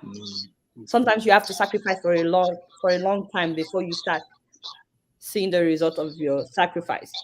And one of the things we talked about at the beginning is to learn to live less than you earn, which is a discipline that must be cultivated if you want to build wealth, regardless of how much you're making, even if when you start making good money. Because what's the point of making good money if you are spending everything? If you make good money and you are spending everything, you are at the same level with someone that is making minimum wage. So until we You get might even be worse off. So, yeah, even but worse off. okay, you could even be worse off, yeah. And Wale gave an example that if you make 1 million, but you spend 1.2 million, you are poor. But if you make 1 million and you are able to live off of, let's say, 700,000, you are 300,000 richer than the person that is making 1.2 million. I don't know if this is making any sense. And it is that extra 300,000 that person can now invest to build money. Because, and then one other thing, the last thing I would say is whatever investment you decide to go into, make sure that your principal is safe. That is the money that you put in, at least, whether you make money, you don't make money. You want to get in the kind of investment where at least your principal is safe. You can always pull out your principal. That is difficult when you get into crypto or stocks, because sometimes they crash and then they pick up again. No, that's not what I'm saying. I'm talking about like other investment opportunities. But to answer your question real quick, in terms of like challenges, for me, so I've learned that sometimes when you see people launch a business and it's doing really well, sometimes you have no idea the amount of work they put in the background before they even make it public. That can also be, really, really tough, discouraging, time consuming, everything expensive. Sometimes people spend a lot of money before they even launch or start seeing any product at all. I mean, any profit at all. So, but I think for me personally, what helps is passion. When you're passionate about something, it doesn't matter the challenges that come your way. If you're really passionate about something, like me, I'm really passionate about what I do, like trying to kick the bottom of African officials, because I feel like they're kicking the bottoms of a lot of people every day. leaving people in abject poverty. So it doesn't really matter the kind of challenges that I face. I keep going. You know what I mean? And Wale loves what he's doing because he's helping a lot of people. He has helped a lot of people get on financial, get to a good financial place. Like he just showed us that rat. Instead of the rat leaving that food to get to, maybe imagine if that rat should have 5 of those bottles filled with food. He can just sit down, not just him, he can eat with his children, his family, his loved ones. But since he doesn't want to let go of that one bottle, just that one bottle, he doesn't want to let go. But at some point, whether he lets go or not, the bottle will let go of him. And then guess what? He would now, it's after he finishes that he will now be looking for more food. And I think that is what a lot of people do. It is when that one finishes that we're now. Anyway, I'm not sure if I'm making any sense, but hopefully this helps. Yes, it does. Yes, it really helped so much. Getting a mentor. I've always thought about that, and I'm excited about the information. Thank you so much, All right. Sister Diola. I wanted to send you a copy of my book. I don't know how I can send it to you. Is a book about financial literacy? No, not financial stuff. I just wanted you to have a copy. Oh, okay. Send me a DM. Are you on Instagram? Yes. Okay, send me a DM right now. I will Okay. look for this loop. Is that your name on It- Instagram? It's Louis Etso on Instagram. ETU. Louis ETU on Instagram. Yeah, send me Louis ETU, right? Yes, You have the book as your cover? I think so. Relationship Commander. All right. I just followed you on Instagram. So send me Okay. something. Okay, I Then will. I sent you a message as well. I said hi. So Okay. send Thank me on. you. All right. Thank you, Mr. Wale. Thank you for coming All right. in. The next person is McLean. McLean, where are you calling from? Thank you for joining us. Thank you, Adiola. I'm calling from the UK, Awesome. and I've been your fan for a very long time. Thank you. And I appreciate your work. So far, it's been mind blowing. We always follow you. I with my wife Thank you. almost every week. There was a time we went off air for a while. We were all concerned. Then we Oh, just whether you gave birth. We're all excited for you. thank you so much. Yeah, Mr. Wale Balogun, it's a pleasure to meet your acquaintance. I don't know if you can hear me. Oh, yeah, he can hear you. Yes, I can hear you loud and clear. Yep. Okay. Then. Pleasure to meet you too. Thank you. Thank you.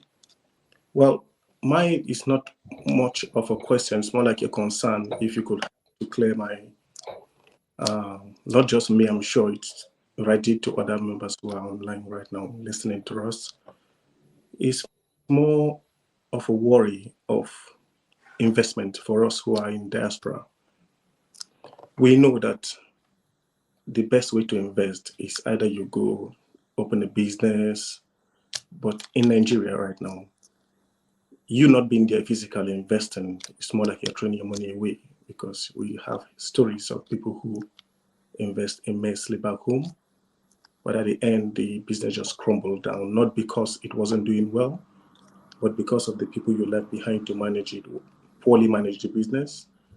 And when you go back, you just discover that all your effort, all the money you've sent back home to establish a business, hoping that, just like the rat, you don't want to keep eating and sink down where you can no longer escape it. So you have an escape route in the future, but you just discover that someone used it for his personal gain and took care of himself, and the whole business has gone. And there was no money. The capital is gone. Everything is gone. You just go there and find an empty store. It has happened numerously. That makes it difficult for us in diaspora to invest back home. Okay, if you're like, okay, let me save money. Unfortunately, the only way to save is in the UK or in the whichever country we are. And leaving the money in the bank definitely doesn't give you any profit. You need to invest it. And we have numerous investment platforms that have been coming up. on the internet, and some were being presented by notable celebrities. I don't want to mention them because I was one I engaged in and I lost all my investment. It was purely a scam, I would call it. So now, how can someone get a reliable platform where you can invest and at the end you can get profit from it without doubt, without worries? You have the, I would say, luxury of living. You did say the UK. Yeah.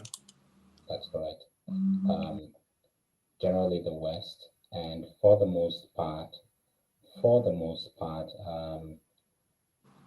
most institutions here are heavily regulated, monitored, and regulated. Yeah. Um, so, with that in mind, it just means you take out the time to identify institutions like that.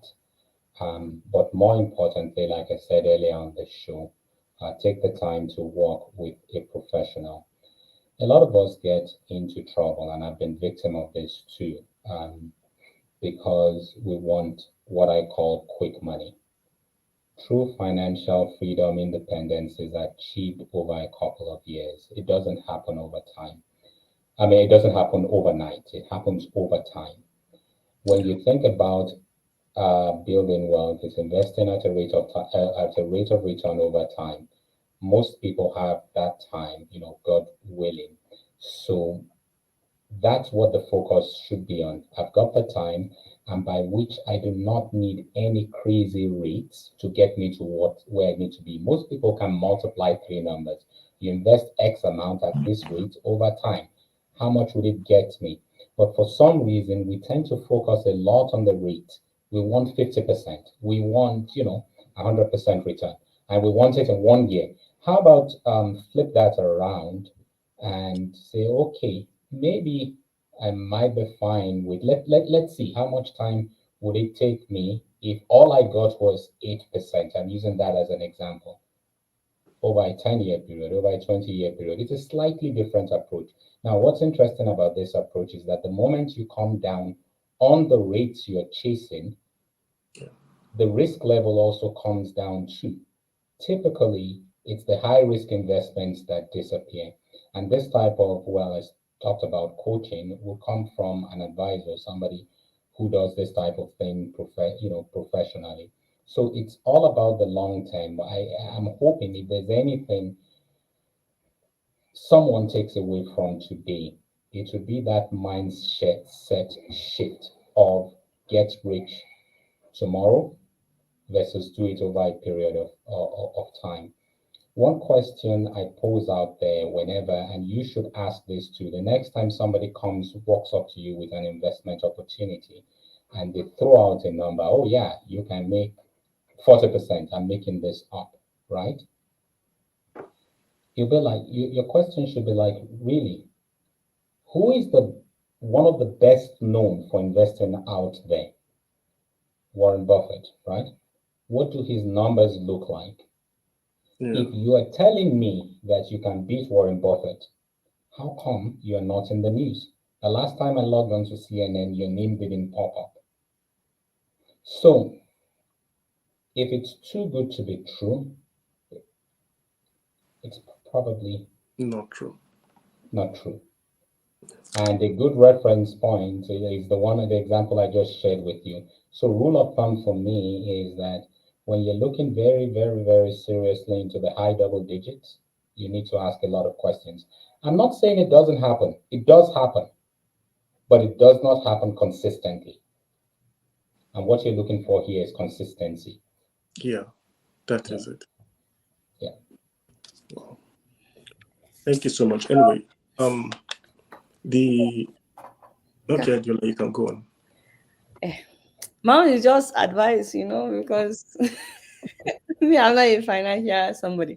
But I think the first thing to take out of this today is that UK where you live, there are financial gurus that you can sit down with. I know they will charge you money for their service, but It's always worth it. And then they can go over like investment opportunities right there in the UK that would bring like steady income. It doesn't have to be like an overnight something. So especially if you're moving from another country, you need to get familiar with all their investment uh terms and so on. Like here in the US, we have 401k and so on. We have Roths and so on.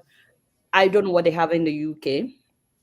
And being that you are coming from another country, it's always good to know your options. I think sometimes people think it is only in Nigeria that they can invest, and then you don't know who you can trust when it comes to investing.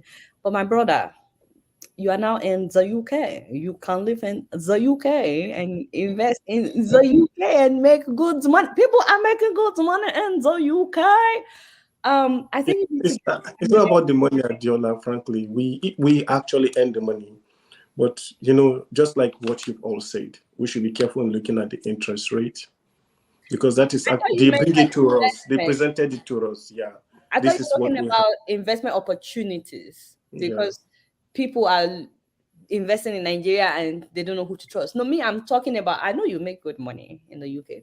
What I'm talking about is investing in the UK. If you can sit down with a financial advisor, you can know what your options are, especially because you're coming from another country.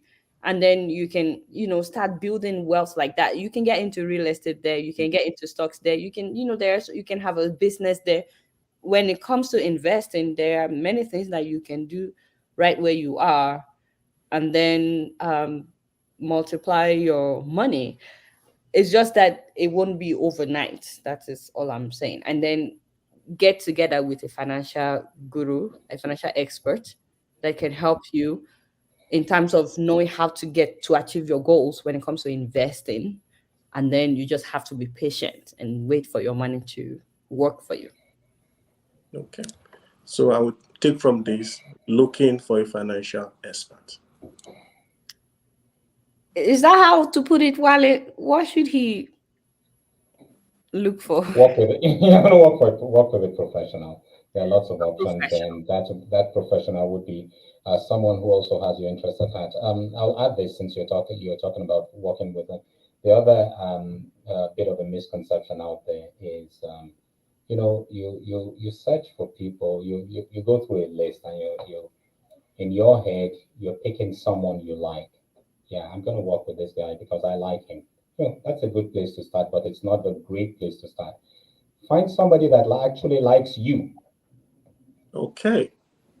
So this is not about you liking them. It's not, yeah, it's because the one who actually cares about you will go out of his or her way to make sure that you get to where you need to be.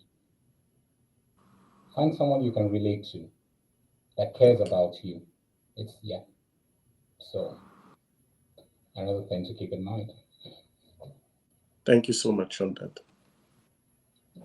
Adiola, thanks for the opportunity. Thank you. When I come to the UK, I won't find the yam, No problem. You're always welcome. All right. All right. Kevin is the last person. All right, bye. And the last person is Nosa. I'm sorry to everybody else. We've had Wale for more than 2 hours. You see how he's shifting himself in his chair. He has really, really tried.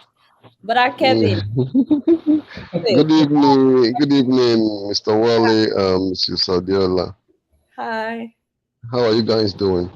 We're good. Okay, I just need advice from you people. You know, I'm about going into this, although I'm into this business, agriculture. I'm into agriculture. I like animals. You know, I have a ranch already in Nigeria, but I'm not there. So I'm just trying to see how I can develop it more because I don't live. Sorry, I'm calling from, I'm joining from Texas.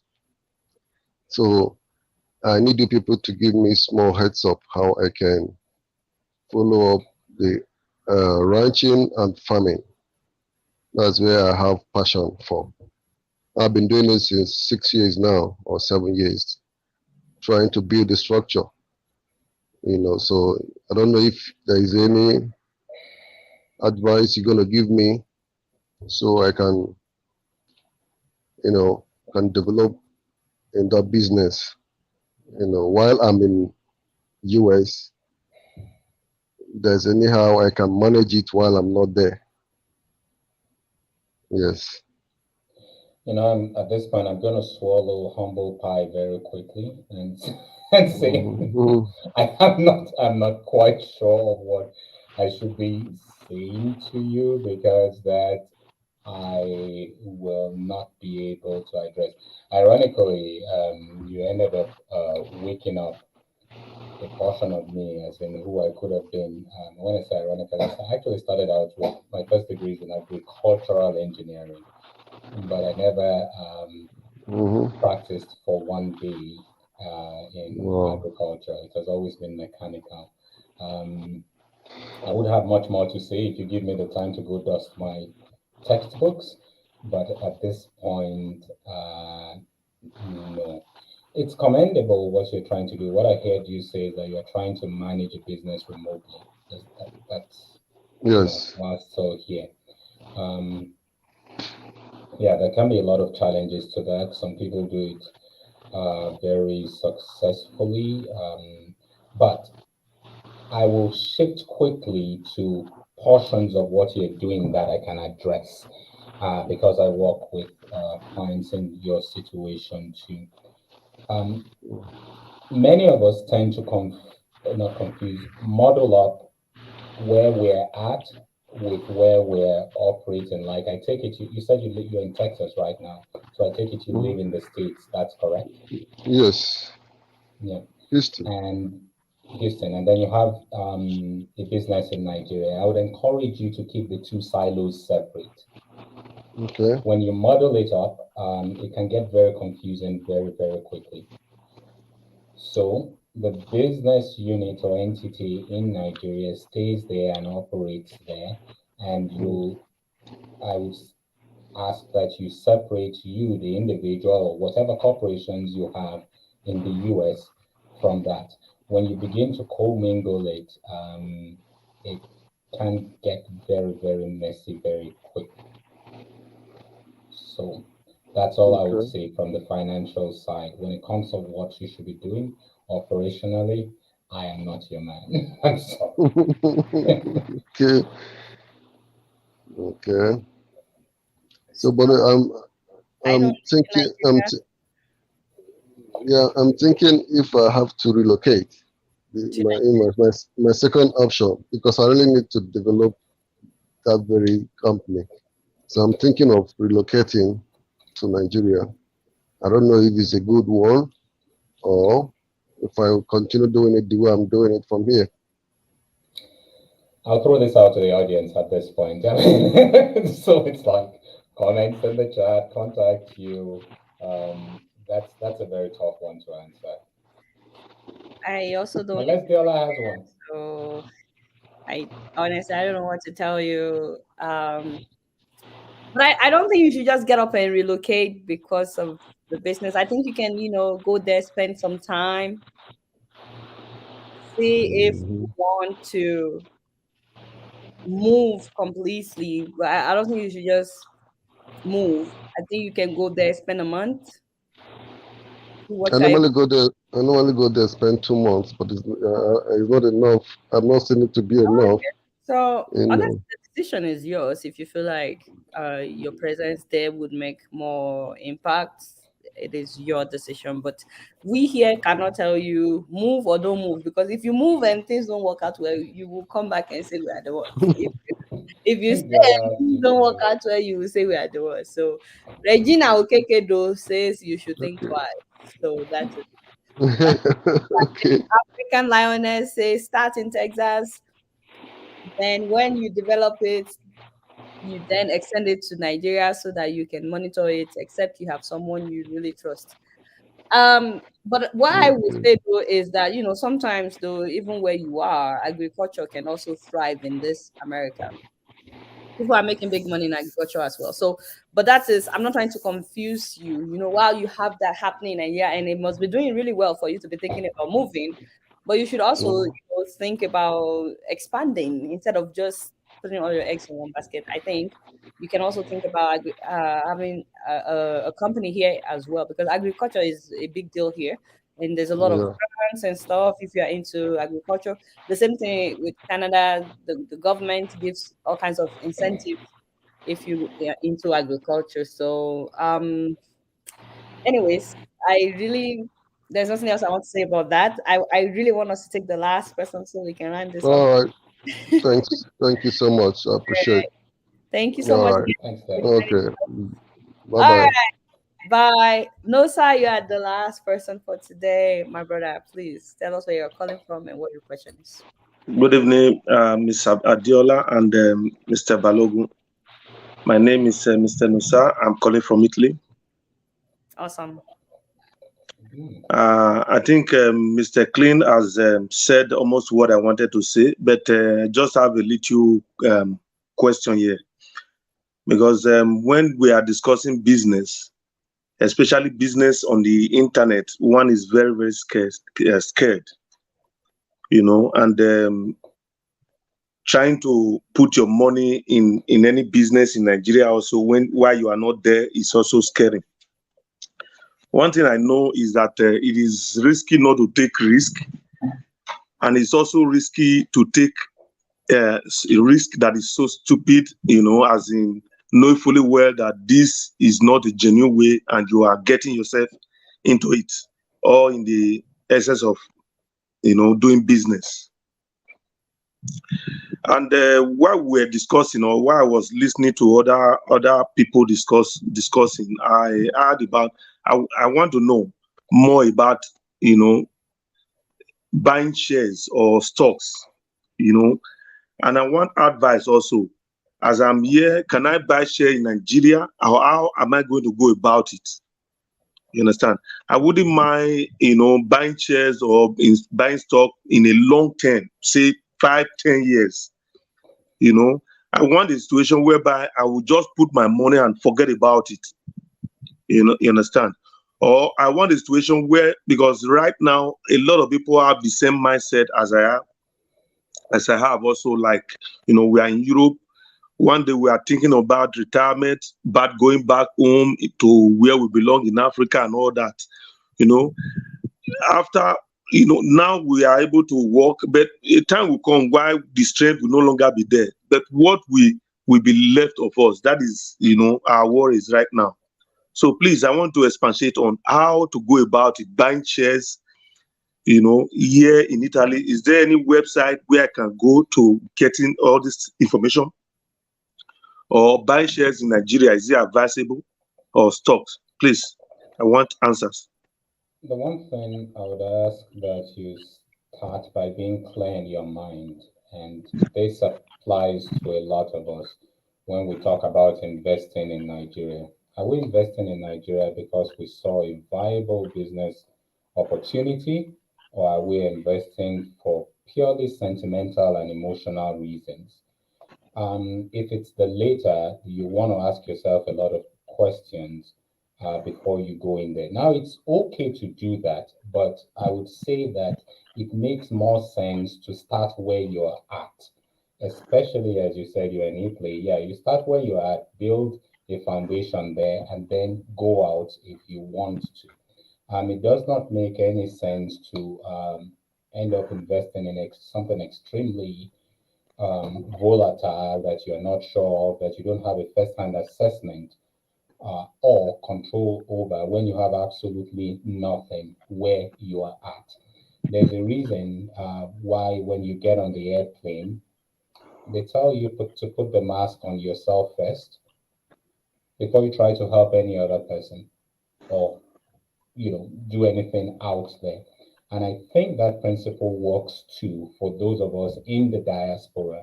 It makes sense to try and build a foundation here first and then do what you can, or do something else outside. That would be the general approach. The second part of your question is, so what should I be doing here? There are lots of opportunities. When I say here, I'm talking about the diaspora, and most institutions and or investments are very heavily regulated. That is Exactly. not to say, yeah, that you wouldn't run into scams. They exist everywhere. But your chances of getting into something that will build you wealth slowly, steadily, consistently over time, like we talked about throughout the entire show, is much higher in environments like this. So start with this before you look into that. And when you have a plan here, which you kind of sort of stick to, then the excess can be redirected towards um, other ventures that you might not have as much control over. Does Uh, I hope mm, that answers your question. yeah, you have answered my question, but it's okay. It's okay. Yeah, Thank you very much. you're welcome. Also going to add that Hmm. if you're in Italy, you should Google, because you were asking where can you find out about like getting into stocks and stuff in Italy. I think if you Google the apps for those things, first of all, if you can speak with a financial guru and stuff like that. But if you Google stuff, the stuff that will come out for you will be different from what will come out for us. And the program that they use in each country is different. So that's why I cannot recommend anything really, because here even some of the things that we have is different from what they use in Canada, and we're right next door to each other. So I think you can try to find out what's available right where you are. And someone is asking me for the contact of our guests. We posted it earlier. I'm going to post it again. Excuse me. To contact Wale. I'm going to post his email one more time for those that would want to get in touch with him. And then someone else was asking me about the contact of Money Africa. I will post it again, their email address as well. They are based in Lagos. That's why I keep recommending them, because we have a lot of people that are based in Nigeria. So this is Wale's email address. Please write it down: info@walebalogun.com. Please write it down. Someone was asking what's Wale's qualifications. Why is he talking to us today? Is he qualified? We actually went over his qualification and awards and experience, all that, for more than a decade of getting awards. Not a decade of working, but of getting awards in the financial industry. So yes, it's definitely more than qualified to be our guest today. Um, please write Wale's email address for those of you that are asking for it. And I'm also going to post the email address of Money Africa. Like I said, the founder is Oluwatosin, so you can always write her as well. I just posted Money Africa's email. So thank you so much, Nosa. Thank you very much, Ms. Adiola. Thank you very much. I'm grateful. Good night from my end. Yeah, good night. Good night. Okay. So Wale, thank you so much for your time today. Before I let you go, I'm going to read a few comments. Thank you so much from African Nioness, who said, I love your channel. It's educative. Well done. Thank you. Thank you so much. What does Wale do? I've already answered this, but this person is saying that is he one of the professionals one can work with? If you live in Canada, definitely yes. He says that he's comfortable with professionals that feature in my program. Thank you for that compliment. So if you live in Canada, I posted Wale's email address just now, info@walebalogun.com. So feel free to contact him. So you I am expert. What are the experts? sorry about that. Some people were oh Nusa is still on, that's why. Toyin from TJ Gold says had 401ks in 5 different places, roll them over to Roth or leave them the way they are, no longer with the employers. Um, this is something that my husband would agree with. You shouldn't just, be dependent on your employer. And the last comment I'm reading is from Desiree Mackenzie, who says, oh my God, I wish my Caribbean parents had access to this financial education when I was young. However, thanks to these educational platforms and lectures, I'm learning. Thank you to everybody that joined us today. We've been talking for more than 2.5 hours. Wow, how did that happen? Thank you so much. Thank you so Thank you much very much. It's always fun. for making this time. Thanks for the slides, especially the rocks slide that would stay with me because sometimes we don't want to let go of what we have. We say because of security, but you do have to take risk sometimes, and uh, you can just rely on spending what you have because at some point it won't be enough. So before we find ourselves in a rat race, it's always good to take that leap of faith now to invest. So thank you for sharing that. Can I have that like after that picture, Sure. that slide? Sure. I really would like to have it. Um, Awesome. so thank you so much for your time today. Obieze Ijoma Pentinum says, "My data well spent." Thanks. So he got something out of this. That's why he said his data was well spent. So Thank you. thank you. You want to say one last thing before I close this? Is there a parting word? Yeah, it's definitely been a pleasure talking and chatting with all of you in situations like this. I know it sounds like, oh yeah, I'm the one coming up with all the advice, but truly I learn a lot from interactions like this and end up growing from it. So, from the bottom of my heart, I say thank you Thank you so to much. all And of you. if you didn't get anything else from today's show, please try and educate yourself by reading books about finances. I'm always preaching about this small one, The Richest Man in Babylon. It's very, very small. You can read it in one day. And others that Wally had recommended, like Rich Dad, Poor Dad. All right, everyone. Have a wonderful rest of your week. Tomorrow we are interviewing another presidential candidate. So please join us. Same time, 8 p.m. Nigerian time, 3 p.m. New York time, 1 p.m. In Calgary, Canada. All right, Wale. Thank you so much again for your time. Until next Thank time, you. bye, everyone. Bye. Bye.